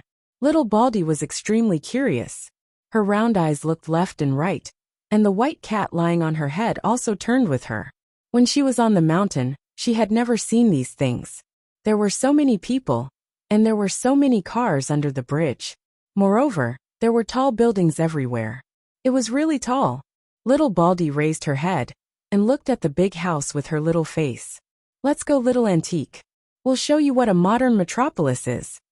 Masterly reached out and hooked little Baldy's neck over. Bai Juan glanced at him. He immediately retracted his hand. Am I not used to it? You lead, you lead. He and Bai Juan grew up together. This was the first time he realized that this guy had a brother complex. Bai Juan ignored this unreliable little friend. He knew that there were not many things in the temple, so he explained to little Baldy one by one what she saw. Little Baldy did look like a person from ancient times, but even so, She held Bai Juan's hand all the way, until the big screen of the mall began to play an advertisement for children's clothing. Little Baldy suddenly stopped. She didn't even hold Bai Juan's hand. She ran to the opposite side of the screen. Her little hands grabbed the railing and looked at the star that appeared on the screen. The other party was less than 10 years old, but he was wearing the hottest black skeleton t-shirt this year. His skin was very white, as if he didn't need foundation to show the unique temperament of a vampire. Little Baldy suddenly stood behind and stopped moving. The other children also stopped. Masterly followed her gaze and glanced over there. He snorted disapprovingly. So it's him. He looks like a gigolo. I really don't understand. Why do the girls in the class all like this guy called Wuxia? Is he very handsome? Handsome. Little Baldy had never been so hostile to anyone. Her eyes were cold. Don't talk about him. If I hear you talk about him again in the future, I'll hit you. Little Gangsterly was dumbfounded. What was going on? Could it be that a Jew was also chasing stars? Bai Juan also frowned. He thought for a moment, and reached out to bring the child to his side. A Jew, you can't just beat people up. I know, Little Baldy said in a muffled voice. Bai Juan still didn't want to scold the child too much. Be good. I'll take you to buy clothes. Yes. Although Little Baldy agreed, he turned around to take a look every step he took. When the advertisement was gone, he seemed to be in a good mood. Bai Juan also noticed the change in the child. He thought that she was happy, because she was going to buy new clothes. In fact, Bai Juan did not know. The reason why Little Baldy was so happy was because he saw his brother here. Her real brother, Bailey Wuxia. When they were on the mountain, Little Baldy would always receive all kinds of things. They were all sent to him by his second brother. There were photos of her parents, as well as photos of her two brothers. There were also 4 people together, deliberately leaving space for her to take a group photo. Little Baldy was very clear that her brothers were all waiting for her to return. Because he couldn't see his brother, seeing Bailey Wuxia appear on the screen was the best thing for Little Baldy. He was really happy. Buddha Wooly must have heard his wish. Of course, he also had to thank the little brother for bringing him out. Otherwise, he wouldn't have been able to see his brother. It was just that Li Hailu was a little hateful, but he had already forgiven him. After all, his brother was so handsome, he would definitely be envied by others. He understood that. Thinking of this, Little Baldy nodded his big head, as he did what he wanted to do. Bai Juan looked at him from the side, and raised his eyebrows in confusion. What's wrong? Nothing, it's just that a Jew is so happy today. Little Baldy said seriously. I'm even happier than eating 10 bowls of white rice. Bai Juan was speechless. Today's lunch could be directly eaten with white rice. A group of half-grown children coming to the mall to shop was always very eye-catching. In addition, these children were all very good-looking. The most eye-catching thing was that there was a little monk among them. Many people saw it, and wanted to take a photo of Little Baldy. After all, he looked too cute in a monk's robe. Bai Juan was protecting the child at the side. After arriving at the mall, he went directly to the place where sunglasses were sold, and chose a pair of small sunglasses for Little Baldy to block the sun. Li Hailu also tried it on at the side. However, the 4 boys' greatest interest was to dress up Little Baldy. After choosing the sunglasses, they greeted Little Baldy with small school bags and small watches one after another. The 4 boys were having a great time. Looking at the things hanging on Little Baldy's body, they felt a sense of accomplishment. In fact, Bai Juan would not really go out without people. It was just that the Bai family had always kept a low profile. 2 special forces soldiers in casual clothes followed the children at a leisurely pace. Outsiders could not tell at all. After buying these bits and pieces, Bai Juan brought the child directly to the 3rd floor. It was specially for children's clothes, and the brands were very well known. Bai Juan felt that the most important thing was to buy 2 pajamas and a few pairs of underwear for the child first. He could not always let a Jew sleep in a monk's robe. The quality of the clothes on the 3rd floor was generally very good, and the material was soft to the touch. Bai Juan immediately took a fancy to one of the yellow kitten pajamas. Such pajamas would definitely look good on a Jew. She even had a pair of furry little ears. She was very cute. Although the color was a little feminine, Aju was only 4 years old. It should not be a problem for her to wear any color. With this thought in mind, young Master Bai wanted the salesperson to take down the pajamas. It was the first time the salesperson had seen a few children buying clothes alone. She tiptoed and looked behind them. Then she said indifferently, "You can only try it on with your parents." Bai Juan heard this and openly hailed his backpack. He took out a card and casually handed it to the salesperson. His voice was very indifferent and did not have any other meaning. "Take the clothes down. We want to try them on." Only then did the salesperson realize that even if the other party was a child, in a place like the capital, there were many children of officials who would come to shop by themselves. Now that she saw the card in Bai Juan's hand, she immediately changed her attitude. She took the cat pajamas and handed it over. "Young master, you really have good taste. This pajamas is especially good in our shop. Who do you want to buy it for? What's the size? My brother will wear it." As Bai Juan said this, he pulled little Baldy over and let the salesperson see for herself. After the salesperson saw the little person's height, she immediately took the smallest pajamas for her and wanted to follow little Baldy into the fitting room.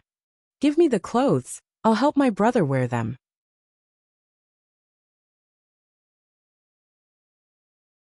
Chapter 11:28. Bai Juan was not at ease leaving the child in the hands of such a powerful salesperson, even if she changed her clothes. Moreover, although Aju was very young, she was still a boy. From the perspective of self-esteem, it was more appropriate for him to go in and help the child change her clothes. It had to be said that young Master Bai had considered everything very thoroughly. However, there was one thing that he had not expected at all, and that was that little Baldy would be a girl. In order to make Aju comfortable, Bai Juan asked the salesperson for 2 pairs of underwear with black and white pandas printed on them. He was prepared to change the child's clothes from top to bottom. Little Aju also felt that compared to a woman, she wanted the little brother to change her clothes more. This woman at the foot of the mountain also looked like a tiger. Besides, she was a boy. Boys shouldn't let women look at their bodies. She still understood this little principle. Yes. Little Aju nodded her big head again. Bai Juan held the child's hand and entered the fitting room, leaving Master Li and the others to look at other things. The monk's robe had a drill. Little Aju was like a little turtle. She first broke free from it, then looked at Bai Juan and blinked her eyes. "Take off the inner shirt and underwear as well." As Bai Juan said this, he lowered his head to tidy up the child's pajamas. When Aju put them on, she only needed to open her arms. Little Baldy was very obedient. She took off the inner shirt when she was told to. She bit the corner of her clothes with her small mouth and revealed her bare little body with a whoosh. When Bai Juan lowered his head to pick out the clothes, he also took off the last bit of underwear. The corners of young Master Bai's mouth were still curled up. When he turned around, the clothes in his hand fell to the ground along with his wallet with a snap. For the first time in his life, young Master Bai experienced what it meant to be dumbfounded. Outside, Master Li and the others heard the sound of the fitting room. They thought that something had happened, so they knocked on the door. "What's wrong, Master Bai? Is it that the child's clothes are particularly difficult to wear? Open the door and let me in. I'll help you put them on." "No need." Bai Juan took a deep breath and stretched out his hand to wrap little Baldy up. He shouted behind him in a slightly irritable manner, "If you dare to sneak in, you don't have to think about copying today's homework." Master Li, who had already put his hand on the doorknob, withdrew his hand in embarrassment and touched the bridge of his nose. Bai Juan was really too scary. He even knew what he wanted to do next. Little Baldy did not understand why her brother had suddenly become like this. She looked at Bai Juan in a daze and said, "Brother, didn't you say that you were going to dress me? It's so uncomfortable to be wrapped around me like this." Bai Juan lowered his head to look at the younger brother in his arms. Fuck your little brother. This was clearly a girl. Why didn't his stupid master let him know when he mistakenly thought that little Aju was a girl? Could it be that master did it on purpose? After thinking this through, Bai Juan's expression was not very good. In general, he felt like he had been struck by lightning. His original plan was to raise his child into an indomitable young man. Now, How do you raise a girl? He had no experience at all. Little brother, what's wrong with you? Little Baldy scratched his big head. He looks like he's going to lose his mind. Bai Juan's mind was still spinning. His master deliberately did not want him to know. What about a Jew? Why didn't she say anything? Wait a minute. The child seemed to have said from the day she went down the mountain. The woman at the foot of the mountain is a tiger. She even made it clear that she was a boy. Could it be? When Bai Juan thought of this, his eyes flashed and he asked tentatively, a Jew, do you think I'm a man or a woman? A man. Little Baldy stretched out his small hand and touched Bai Juan's head. Why are you asking such a stupid question? Could it be that you have been infected by Master Li's negative IQ? Master Li was speechless. What about you? Are you a man or a woman? Bai Juan continued to ask. Little Baldy put his two small hands on his waist, and even his cheeks puffed up. A boy. Little brother, the questions you asked today are so strange. I'm so manly. And I'm going to be the abbot of the temple in the future. Of course I'm a boy. Look at my head. It's already shaved like a little monk. The temple doesn't accept girls. If you ask me like this, it's obvious that you're uncultured. It's really insulting woolly Buddha. Manly. Bai Juan reached out and covered his forehead. He suddenly felt a headache. When he first brought the child over, he did feel that a child like little Gio would definitely be a boyfriend when he grew up. For this, he felt that it was not bad. After all, he did not like petty boys. But little Gio was a girl. A girl. Bai Juan felt that what he needed to do the most now was to let the child realize the fact that he was a girl. Little Gio, come sit properly. Bai Juan swore that he had never been so patient. Little Baldy tugged at the clothes wrapped around his body in confusion. Aren't you going to wear clothes? Yes, you have to wear clothes first. Bai Juan looked at the little guy in front of him. He was holding a small underwear in his hand. He was really embarrassed. You wear them yourself. Little Baldy nodded. Okay. The child was indeed obedient, but the kitten pajamas were a little difficult to wear. Bai Juan turned his back and waited for a long time. He had also done a lot of psychological preparation. Little Baldy stretched out his little hand with great effort. Little brother, is this how you wear this? Bai Juan turned his head and saw that the little guy had worn the kitten pajamas like a barrel sack. The clothes hung loosely on little Baldy's body, making his eyes even bigger. He still looked a little funny, like a kitten that had been thrown aside. Bai Juan gritted his teeth. He thought that even if little Jill was a girl, she was only 4 years old. It should be fine for him to help her wear the pajamas outside. Little Jill, be good. Raise your hands. Bai Juan squatted down, just enough so that his eyes could be at the same level as little Baldy's. Little Baldy nodded. His two little arms obediently stretched up. He looked so obedient and cute that Bai Juan subconsciously kissed his forehead. After the kiss, young Master Bai paused for a moment. The little guy was fine. He rubbed his forehead and smiled sweetly at Bai Juan. He continued to raise his little hand seriously and said, Little brother, fortunately you are a man. I read in the Buddhist scriptures that a person with a calm mind cannot be kissed by a girl. If that happens, I will break the precept. After breaking the precept, I will not be able to be the abbot of the temple. How obsessed was he to be in charge?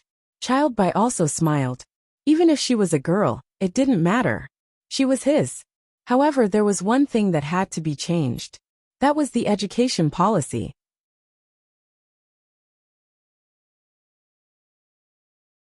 Chapter 1129. Bai Juan reached out and straightened the tail on the child's pajamas. Then he turned her sleeve.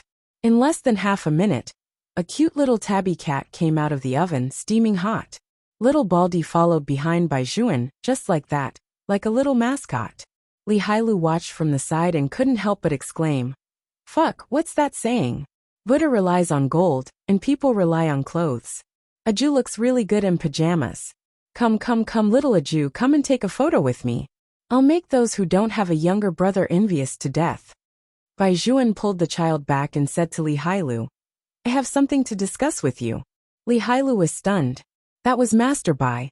Master Bai had done everything by himself since he was young.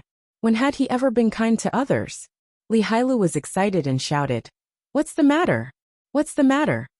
Let's talk about it later. Bai Juan glanced at the other two friends beside him.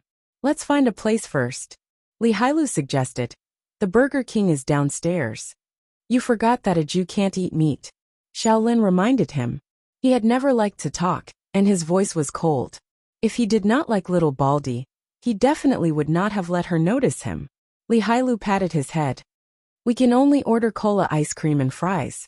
A Jew definitely hasn't eaten fries before. Children love fries. Fries? Little Baldy leaned over with her big bald head. What's that? Li Hailu spread his hands, meaning, look. Okay, let's go to the Burger King. Bai Juan held little Baldy's hand and wanted to leave. Little Baldy twisted her little body. Monk's robe, my monk's robe. According to the child's personality, if he said to throw it away, it would definitely not be allowed. Bai Juan asked the salesperson to put the monk's robe on the child. He brought the little tabby cat downstairs. Not being able to eat meat was simply torture for boys. Little Baldy also saw it. She raised her small face and said to little Gangster Lee, who was in line, you can order meat, but a Jew doesn't eat meat. You can eat it. I want to cultivate. Woolly Buddha said that you can't ask others to eat vegetarian like you. You have to be tolerant. When you grow up, you don't need to be abbot. When Master Li heard this, he turned around and glanced at Bai Juan. Master Bai, do you feel that the words that your child says are always so likable? They are all great principles that even adults can't do. What's that called again? Great wisdom appears to be stupidity. Bai Juan's voice was very indifferent. You guys order. I'll bring little Nine to the big table to sit. Little Gangster Lee made an okay gesture. Okay. Without the consideration of meat, little Gangster Lee was having a great time ordering. He ordered all kinds of Overlord chicken strips and fragrant spicy chicken wings. After all, they still had to eat lunch later, so they had to eat some snacks to fill their stomachs first. At that time, he didn't know little Baldy's appetite, so he ordered an ice cream cone and a small serving of fries for the little girl. After all, Bai Juan was so obsessed with his brother. If he ordered too much and little Aju couldn't digest it, Bai Juan would definitely drag him over and beat him up. This plate was just right. Little Gangster Lee confidently carried the food to the long table and inserted a straw into the Coke. Usually, his father was strict and didn't let him drink these things at all. Now he could finally drink without any scruples. On a hot summer day, drinking a mouthful of Coke filled with ice was extremely satisfying. Little Aju stood there and looked at her brothers and then at her own. It was a little too little. Why? By the way, brother, what do you want to discuss with us? Every time little Gangster Lee spoke, his voice was mixed. Bai Juan glanced at the child standing at the side and saw that little Baldy was circling around his cat tail. His voice was slightly lowered. A Jew is a girl. Pfft. Little Gangster Lee spat out a mouthful of Coke. Little Baldy and Bai Juan had both learned martial arts since they were young. Their reaction speed was extremely fast, and they dodged in a flash. The other two people were not so lucky. They were spat in the face by little Gangster Lee. No, cough, cough, cough. Master Bai, what did you say? Little Gangster Lee's eyes widened. Our little monk is a girl? A delicate girl like the prettiest girl in the academy? Bai Juan looked at him calmly. That's my girl, not yours. I'm not a girl. Little Baldy was very angry. She looked at little Gangster Lee seriously and denied it very firmly. Little Gangster Lee didn't listen to little Baldy and only looked at Bai Juan. The other two people also wiped their faces with a tissue. After one of them gave little Gangster Lee a punch, they also waited for Bai Juan's answer. I found out when I was changing her clothes just now. Bai Juan made the decision, so it definitely couldn't be fake. Little Gangster Lee was dumbfounded. He rubbed his handsome face.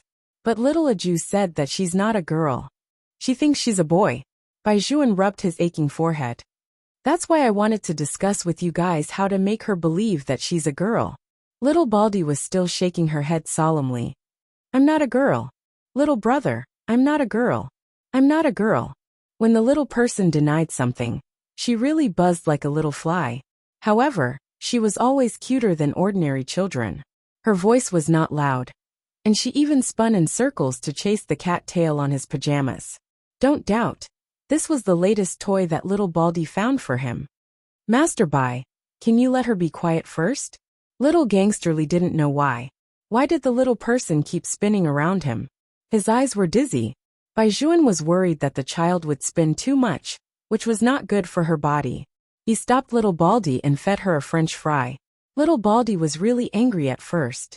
She didn't understand. She was clearly the person who was going to be the abbot in the future. Why did little brother think that she was a girl? But little brother was very good to her. He even fed her a very delicious thing. It was sweet and crisp.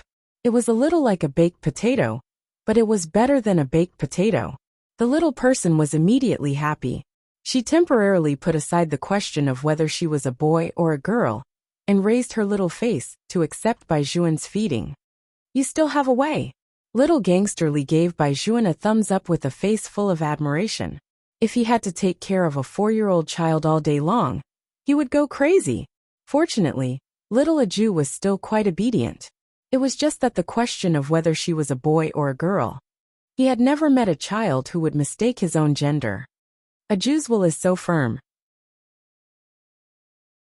It will definitely be difficult to change her perception of herself. Brother Bai, haven't you been to Shaolin Temple before? Since you and Aju are from the same sect, do you want to ask your master how to deal with this matter?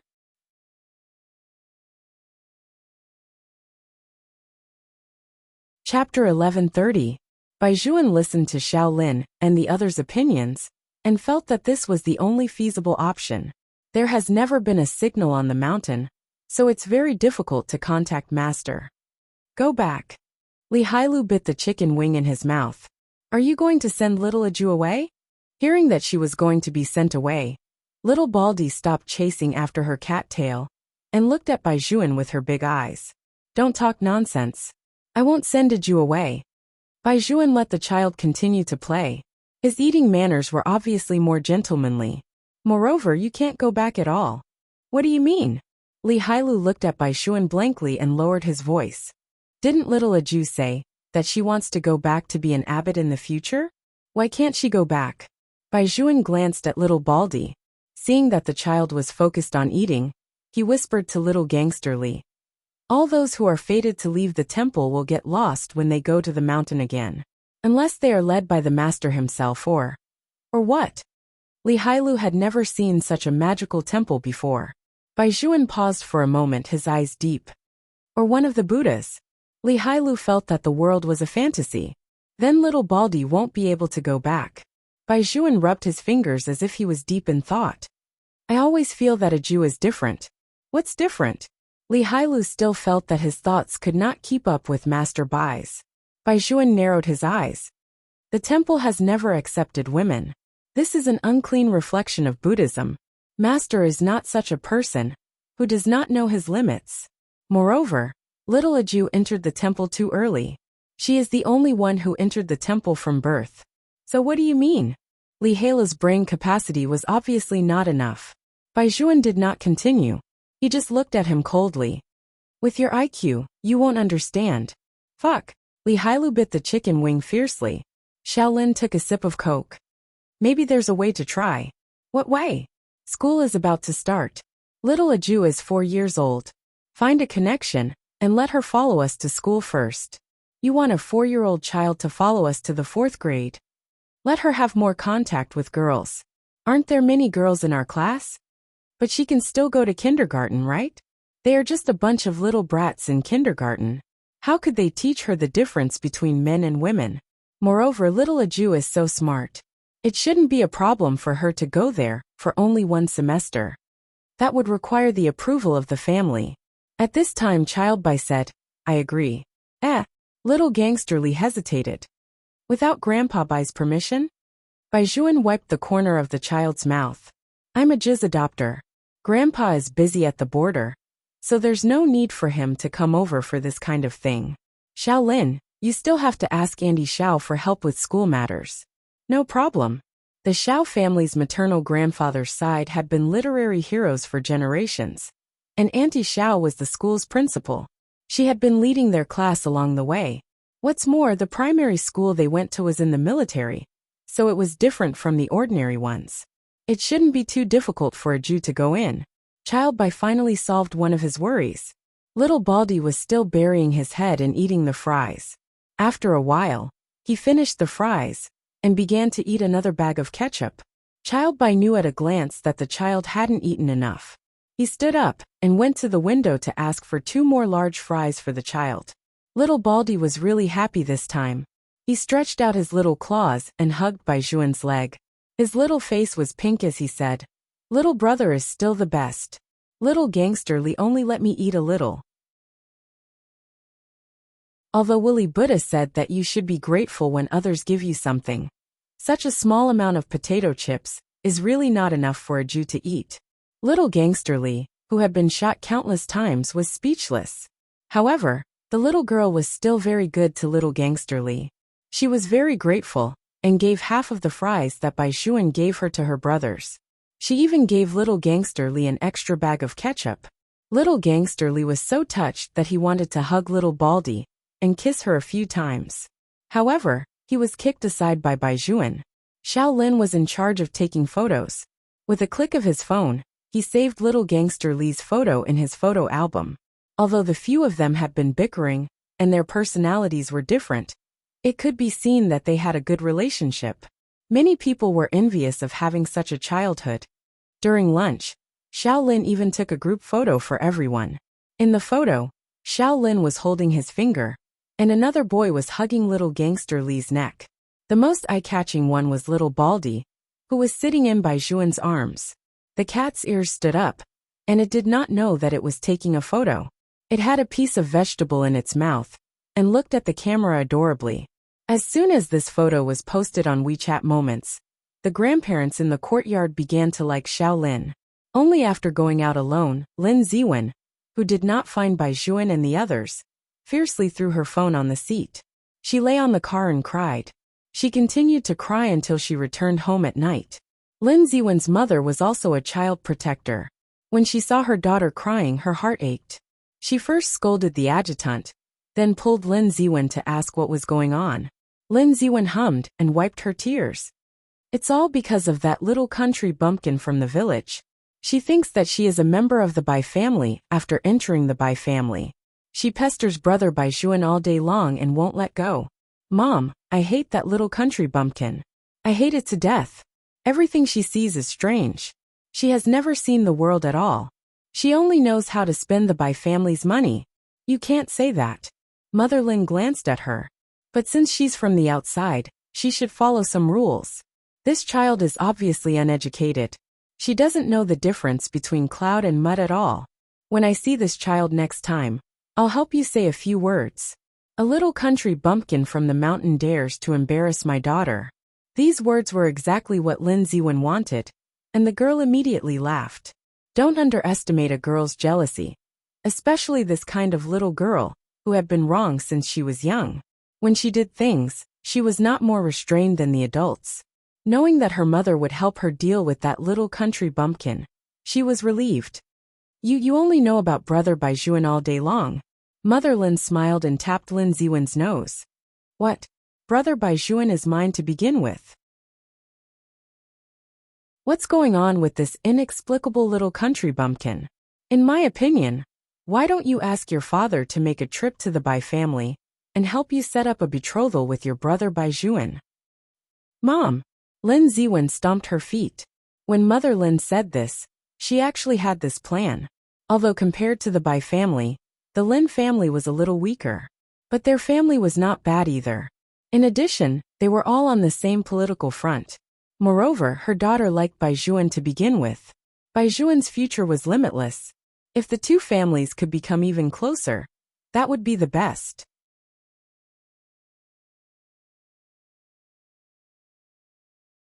Chapter 1131. In the military compound, they were actually more particular about matching in terms of social status than ordinary families. However, these details were usually not known to people who were far away from the circle. It was actually a very simple matter. Usually, what we learned was that the rich second generation married a celebrity and thought that they were very powerful. However, what really made the celebrities squeeze their heads to enter was the military and political circle. But no military officer would marry a celebrity. To put it cruelly, they only knew how to play. From the moment they were born, it meant that their other half had to be from the same family. If not, at the very least, they had to come from a well-off family and be well-educated. Mother Lin was confident that the Bai family would also choose her daughter. After all, it was obvious. Right now, she only had one thing in mind, and that was to find an opportunity to teach that poor kid from the mountain a lesson. Since they were here, they should follow the rules here. At 5 o'clock in the afternoon, when it was close to dusk, it suddenly started to rain sporadically in the imperial capital. The group of children, who were the backbone of the group, had finally returned. Bai Juan was still holding little Aju in his arms. The ground was full of water, so he did not let her go down. When the rest of the children saw the Bai family's car, they all recognized the license plate number. One by one they all came out. 4 of the 5 came to ask Bai Juan to copy their homework. After all, there were only 7 days left until the end of the summer vacation. If they did not take advantage of this time to copy what they could, when school reopened, they would definitely owe more debts.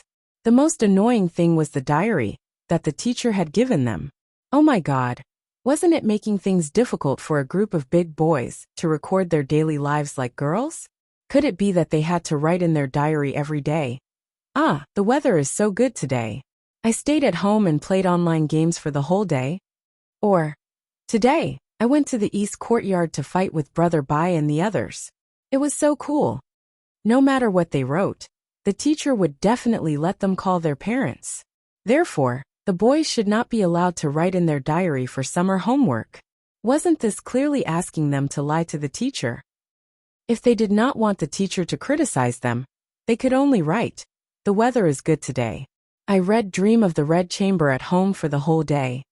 Or they could also write, "It's raining outside, so I can't go out with my parents. I obediently cooked a sumptuous dinner at home. That was why. Teacher, don't play tricks anymore. Can you be more sincere?" The above were the original words of Li Hailu. Little Baldy couldn't understand these things. Firstly, she didn't know what League of Legends was. Secondly, she had to write in her diary every day. She was already used to it. Therefore, a group of boys sat beside the coffee table, sticking their little butts out and copying homework, while a few others held their noses and racked their brains to write diaries. Little Baldy also took his own diary. She felt that this kind of learning atmosphere was very good, although Li Hailu looked a little silly with a horizontal bar on his head. However, this did not affect Little Baldy's mood. She lowered her head and clenched her fists as she wrote seriously. "Today, little brother took me out to buy clothes. The clothes were very interesting. Xiao Bai and I have been chasing our tails. We were really very happy. Most importantly, I even saw him. He is even more handsome than in the photos. No wonder so many people like him. Moi Woolly Buddha, thank you." "Thank you, Buddha." When the child was writing in her diary, Bai Juan was standing behind her. He was holding a bottle of BLK mineral water in his hand. When the youth drank the water, his side profile was especially beautiful, especially under the light from the corner of his eye. Even the tip of his nose seemed to emit a gentle light. When he saw the last sentence that little Aju wrote, "Most importantly, I even saw him," Bai Juan frowned.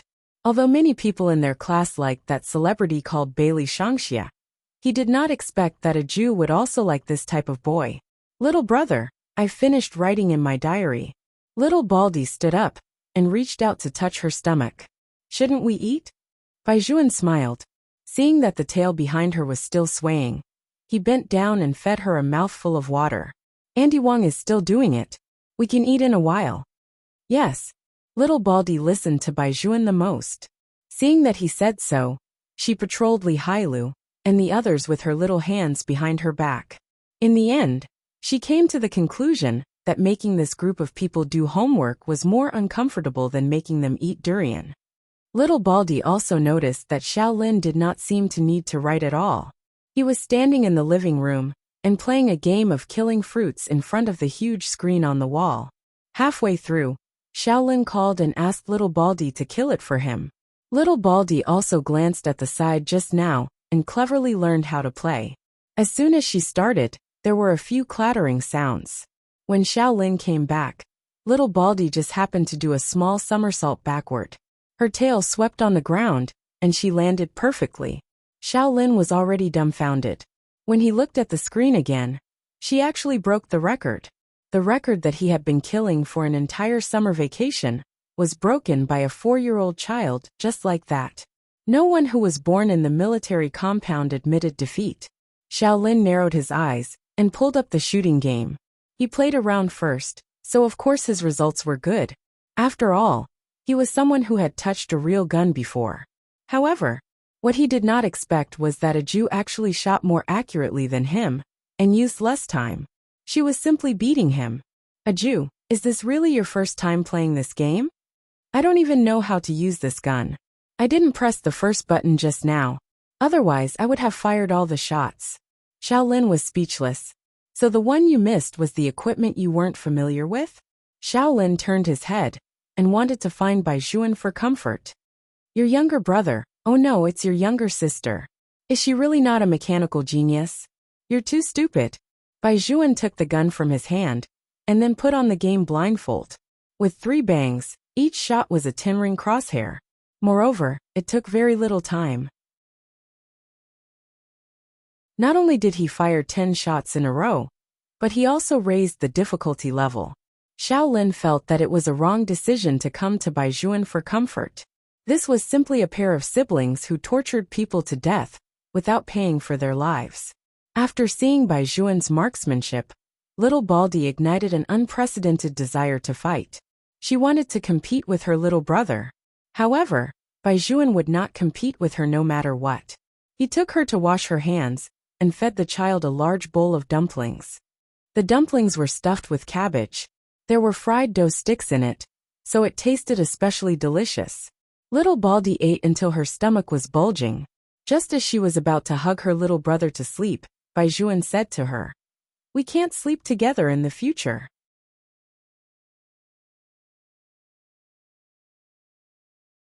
Chapter 1132. Why? Little Baldy didn't understand. Everything was fine yesterday. Why did little brother suddenly change? Didn't he say that he wouldn't send her away? Bai Juan looked down at her. A Jew, haven't you always thought that you were a boy? It's not that. Little Baldy seriously corrected Bai Juan. It's that I'm a boy. Little brother, don't forget that I'm going to be the host. Bai Juan facebombed. It was happening again. Alright, you're going to be the host. But as for whether you're a man or a woman, we'll talk about that later. Bai Juan patted the child's head. It's not convenient for the two of us to sleep together now. You have to have your own room. Little Baldy's eyes were wide open, and he didn't say anything else. His originally excited little face had lost the brightness from yesterday. Bai Juan did not want to see the child like this, so he could only coax him with food. Be good. Let Auntie Wang take you to sleep. Come, a Jew, follow Auntie Wang. Auntie Wang also knew the gender of the child. Young master had instructed her to be more careful in the future. Things like dressing the child would probably be left to her. Little Baldy was also obedient. She wore kitten pajamas, and the little ears on her head drooped down. She carried her little white cat, and let Auntie Wang lead her to her room. After taking a step or two, she turned around to look at Bai Juan. She was so pitiful that she didn't like him. That look made Bai Juan wish that he could become a woman, so that he could hug the child and sleep together. A Jew was sent to another room. Bai Juan was also worried. He had just sat in the room and done some English questions when he called Auntie Wang over. 9 is lying down. He's lying down. The child's eyes are red. He definitely doesn't want to leave young master. Auntie Wang, get her some water later. She gets thirsty easily when she's asleep. Yes. Also go in and check on her at night. Don't let her kick off her blanket. Even after giving his instructions, Bai Juan was still worried. When he thought of the child's small eyes just now, his heart clenched. But no matter how much he thought about it, he couldn't think of any good ideas. So he could only do this. Bai Juan did some English questions for a while, and realized that he really couldn't concentrate. He put down the pencil in his hand, changed into a jersey, and walked into the bathroom with a towel. After taking a shower, she finally felt a little more comfortable. She walked to the bedside, intending to lift the quilt and lie down. Who would have thought that as soon as she opened the lid, little Baldy's face would be revealed? The child was puffing out his cheeks, secretly competing with each other. Little brother, I've thought about it. I don't want to sleep alone. I promised Grandpa that I would take care of you. You're too lonely by yourself. Even if you don't let me sleep on the bed, I can sleep on the floor with Xiao Bai. Or if you don't want me, you can send me back to the temple. I'm not a poor monk. I'm a monk with ambition. Bai Juan listened to the child's words and reached out to pull little Baldy out. Who said that you are a little poor monk? I'm just saying, little Baldy explained, to emphasize that I don't want to be separated from you. Bai Juan was amused by her serious look. You even know how to use metaphors. Little brother, laugh if you want to. Little Baldy hugged his two short arms and sat there like a roly-poly toy. Anyway, I don't want to sleep in separate rooms. Aren't we family? Shouldn't they be sleeping together as a family? Bai Juan was speechless. He actually couldn't refute this argument. I was very sleepy. As little Baldy spoke, he rubbed his eyes with his two little claws. But Woolly Buddha said that it's not right to sleep in someone else's bed without their permission. So I persisted for a long time, waiting for little brother to finish his homework and take a shower. I just wanted to ask little brother, can I sleep with you? I won't move around at night. I promise I'll be very obedient. Moreover, I'm very soft when you pinch me. If you don't believe me, you can pinch me. Bai Juan saw that the child was so sleepy that he couldn't even open his eyes. Then, he thought about what he had just said. She had been cooped up here since he was doing his homework? Was she afraid that he would ask Andy Wong to take him away? Bai Juan seemed to have thought of something. He lifted the little girl's back. It was already a little red. If he hadn't come out earlier, he would definitely have heat rashes. 2 days ago, he had told himself to take good care of the child. In the end, because of some male-female problem, he had to sleep in separate rooms from the child. He clearly knew that this little child was the most insecure. Bai Juan blamed himself and hugged little Aju. Is your back itchy? It's not itchy. I'm sleepy, little Baldy said vaguely. Bai Juan leaned over and blew 2 mouthfuls of cold air on him. Little Baldy only felt comfortable. As expected, little brother treated him the best. Go to sleep. Bai Juan gently patted the little girl in his arms and lay on the bed himself. He had been thinking too much. Little Aju was only 4 years old. Even if she was a girl, she was still a little girl. They didn't have to sleep in separate rooms now. It wouldn't be too late to separate after she knew that she was a girl. As Bai Juan thought about this, he gradually closed his eyes with someone in his arms. He was finally at ease. The next morning, Auntie Wong came up to clean up. She saw the 2 children sleeping in each other's arms through the half-open door. Little Aju was already younger than her peers. Being held in Bai Juan's arms, she looked even more simple and honest. Auntie Wong shook her head and smiled. She closed the door for the 2 children. In less than half an hour, little Baldy woke up. The sky had just brightened. Little Baldy took off his kitten pajamas and stretched out his little arms to put on the sportswear that Bai Juan had just bought for him yesterday. Life in the temple was very regular. Little Baldy's schedule had already been formed. He had to exercise in the morning to train his mind. This time, he didn't wake Bai Juan up. He got up from the bed, jumped off the ground, and changed into his little sneakers, intending to go out. Finally, he thought about it again. Yesterday, he promised to buy breakfast for Auntie Wong, but he didn't do it. Today, he had to fulfill his promise. Little Baldy turned around and ran to the kitchen. Auntie Wong was cooking cold dishes and boiling mung bean soup inside. Aju, why are you up so early? I'm going to do my morning exercise and buy breakfast back. What does Auntie Wong want to eat? Auntie Wong can go buy my baby. You should sleep more. No need. Auntie Wong is cooking at home. I'll go out and buy it. Buddha Wooly said that this is called a perfect division of labor. The place to buy fried dough sticks and buns is in the cafeteria of the courtyard. It's just a turn to the left. Don't go by yourself. Get an adjutant to follow you. Although the courtyard was safe, Auntie Wong was still worried. She was afraid that the child would get lost. Little Baldy said seriously, "The uncles can't outrun me. I'm afraid that I'll tire them out." You brat, how could they not outrun you? Before Auntie Wong could finish her sentence, she saw little Baldy rush out like a small firestorm wheel. This.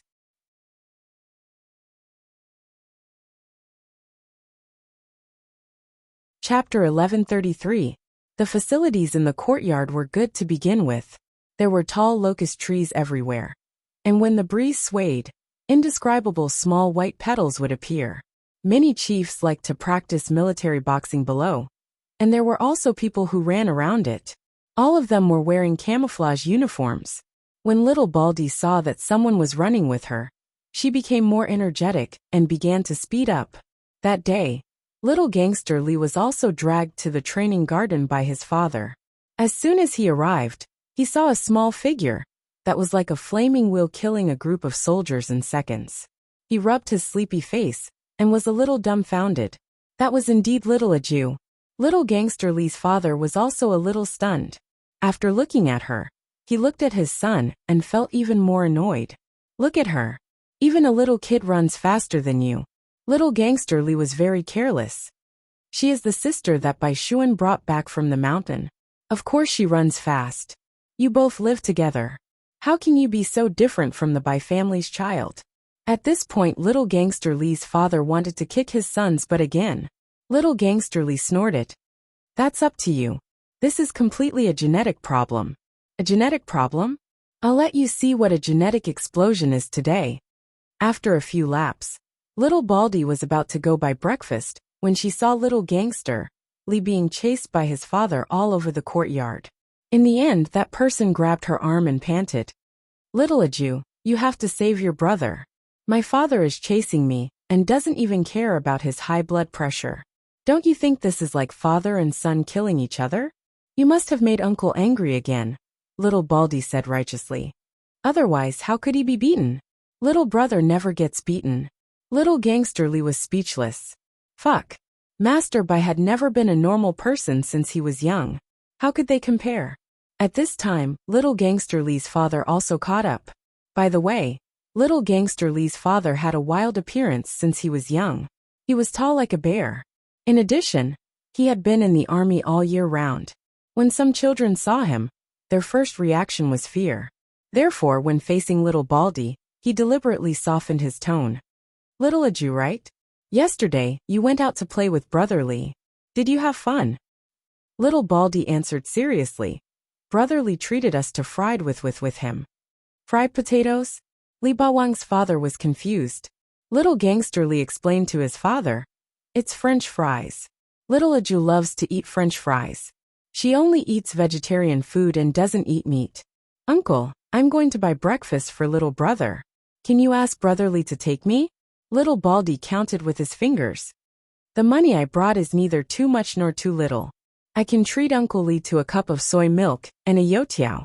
The youtiao in the canteen is very delicious. I even ate it yesterday. Li Bawang's father had never been invited to breakfast by such a young child. After hearing this, he was very happy. He patted his son on the back with his thick palm and said, What are you waiting for? Hurry up and take Aju to buy food. Cough, cough, cough, cough, cough. Little gangster Lee was about to be slapped to death. Dad, I know you like children, but can you show some mercy? I'm your biological son. Little gangster Lee's father raised his son crudely. In addition, little gangster Lee's achievements made people want to throw him back into their stomachs. He gave a very serious order. Brat, go quickly. Yes. Little gangster Lee saluted his father. Before leaving, little gangster Lee's father pulled him back and stuffed 100 yuan into his hands. He couldn't really let Aju buy breakfast. The child was only a few years old. Little gangster Lee patted his chest and said, Dad, don't worry. I promised to spend all of it. He wanted to beat his son again. What should he do? At first, little gangster Lee thought that little Baldy had money from Auntie Wong. Until little Baldy took out a small package from his pocket and took out a 50 yuan note from it. Only then did little gangster Lee react. What's this money? I brought it down from the temple. Little Baldy looked at the canteen and replied, Master said that every year, my mother would donate a lot of incense money to the temple. Master asked me to bring some of it down the mountain. Little gangster Lee said, A part of it, the big package you're carrying? Oh, it's full of money. Little Baldy used the back of his little hand to wipe the sweat on his forehead. Shouldn't you bring more money when you go out? Little Gangsterly scratched the wall. He had never thought that Little Baldy would be a rich woman. Besides, I have to support you in the future. Little Baldy lowered his head and fiddled with his small package. This little money is not enough. When I become an abbot, I can earn a lot of incense money. Little Gangsterly was stunned. You become an abbot to earn money? Monks also need to eat. If I don't earn money, how can I eat? How can I believe in Woolly Buddha? Little Baldy said matter-of-factly. Little Gangsterly felt that his worldview had been overturned. Fortunately, the child had a conscience and bought him a cup of mung bean soup. He let him drink it and calm down. Although he had already seen Little Baldy's appetite, Little Gangsterly still couldn't react to buying 6 vegetable buns and half a bag of fried dough sticks. You and Baijuan can't eat so much, right? These are all for myself. I've been exercising for a long time today, so I need to replenish my nutrition. Otherwise, I won't grow tall.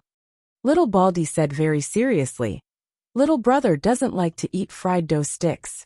He likes to eat eggs. I'm going to buy him 10 tea eggs later. Little Gangsterly was speechless. Trust me, child. If you buy so many tea eggs back, your little brother will choke to death. No one can eat as much as you.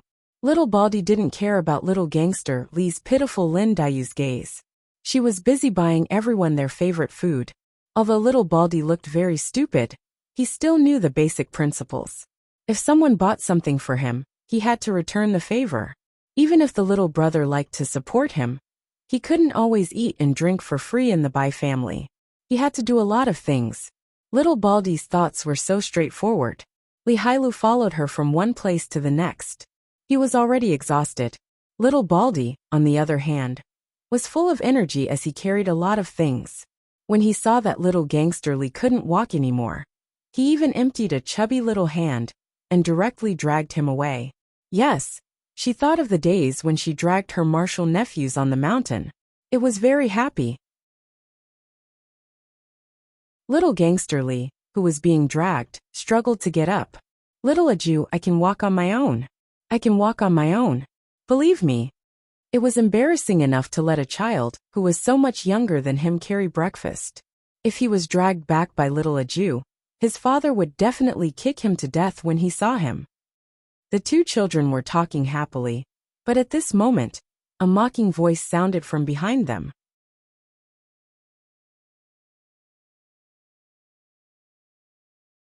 Chapter 1134. I was wondering why I couldn't buy anything so early in the morning. It turns out that someone ate too much. Even the chef in the cafeteria didn't have time to cook anymore. Masterly turned around and saw the prettiest girl's mother, standing with a few aunties in the courtyard with a disdainful smile on her face. Masterly frowned subconsciously, but didn't say anything. Lin Ziwen's mother spoke again. Xiao Lu, why are you with such a person? She's a child of the Bai family. Masterly thought that she didn't know Aja's identity. Mrs. Lin sneered. How can an outsider from the countryside become a child of the Bai family? Xiao Lu, you're young, and your mother isn't by your side all year round. Auntie Lin will teach you what kind of person you should hang out with. Hanging out with such an outsider will lower your status. We've never seen such a person in our cafeteria. Have you never eaten fried dough sticks in your life? Why are you buying half a bag of them?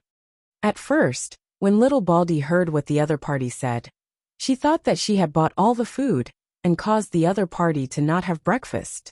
Then, the more she listened, the more she felt that the other party's tone was not very good.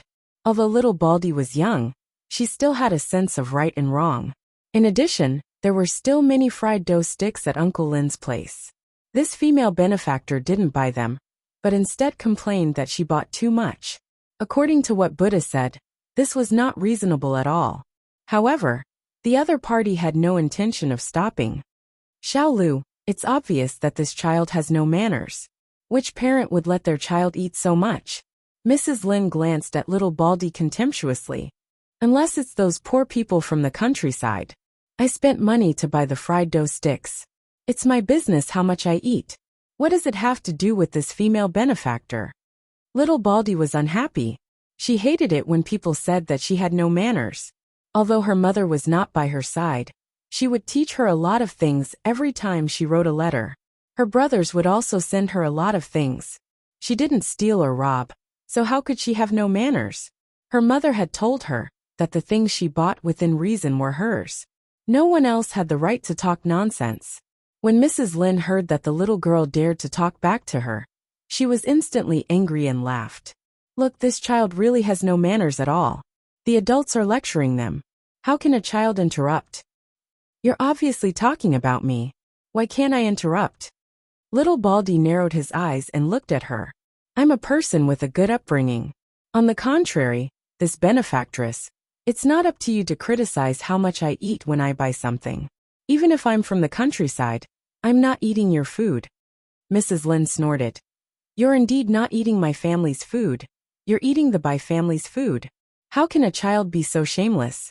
Do you think it's natural to stay in the Bai family? I didn't stay in the Bai family. Little Baldy had already been agitated by her little brother, wanting to sleep in separate beds with her last night. Now that she was being said like this, the child felt very uncomfortable.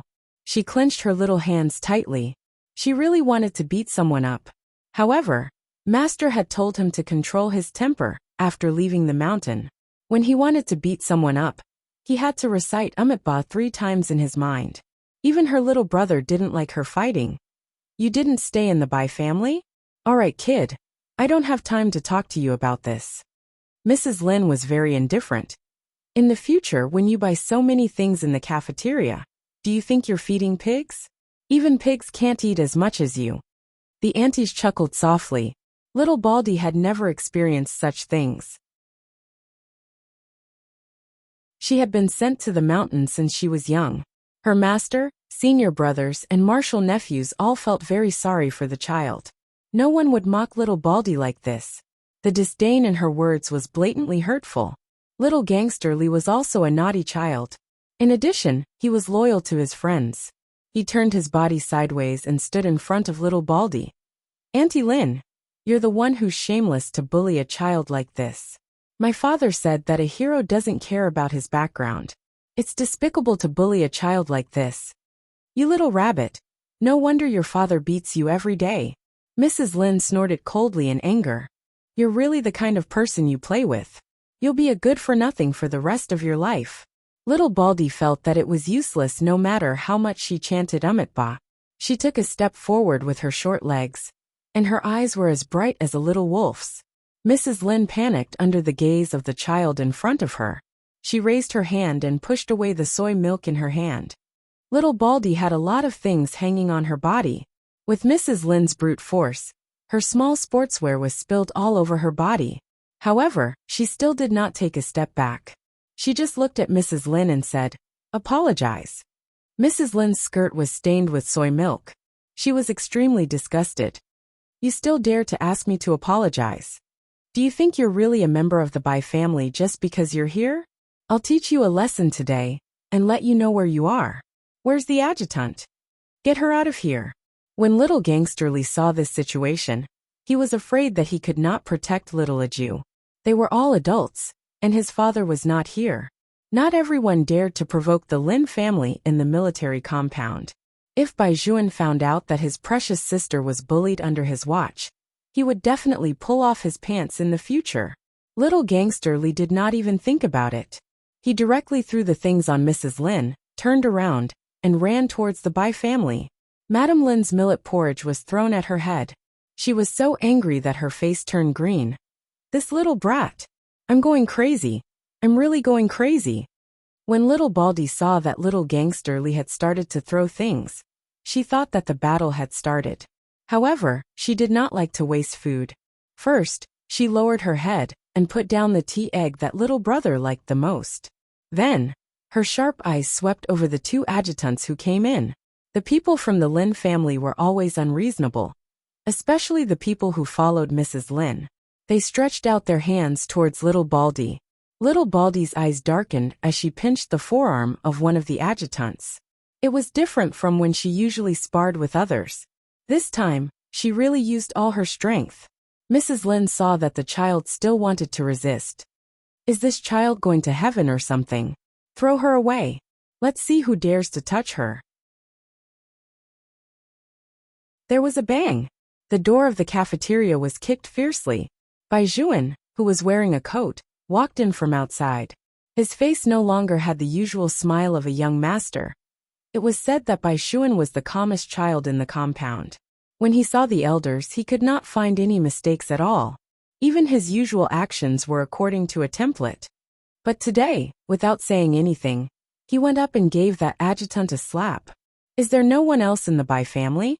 Look clearly who she is, and you still dare to make a move? That you're tuning in to the Li Mei's Wuxia Whispers YouTube channel. We're so grateful for your support, and don't forget to subscribe to join us on this incredible journey through captivating stories. Your generosity through donations truly makes a world of difference, as it's the primary source of revenue that allows me to expand and enhance this channel for you. Thank you from the bottom of my heart for being a part of this adventure.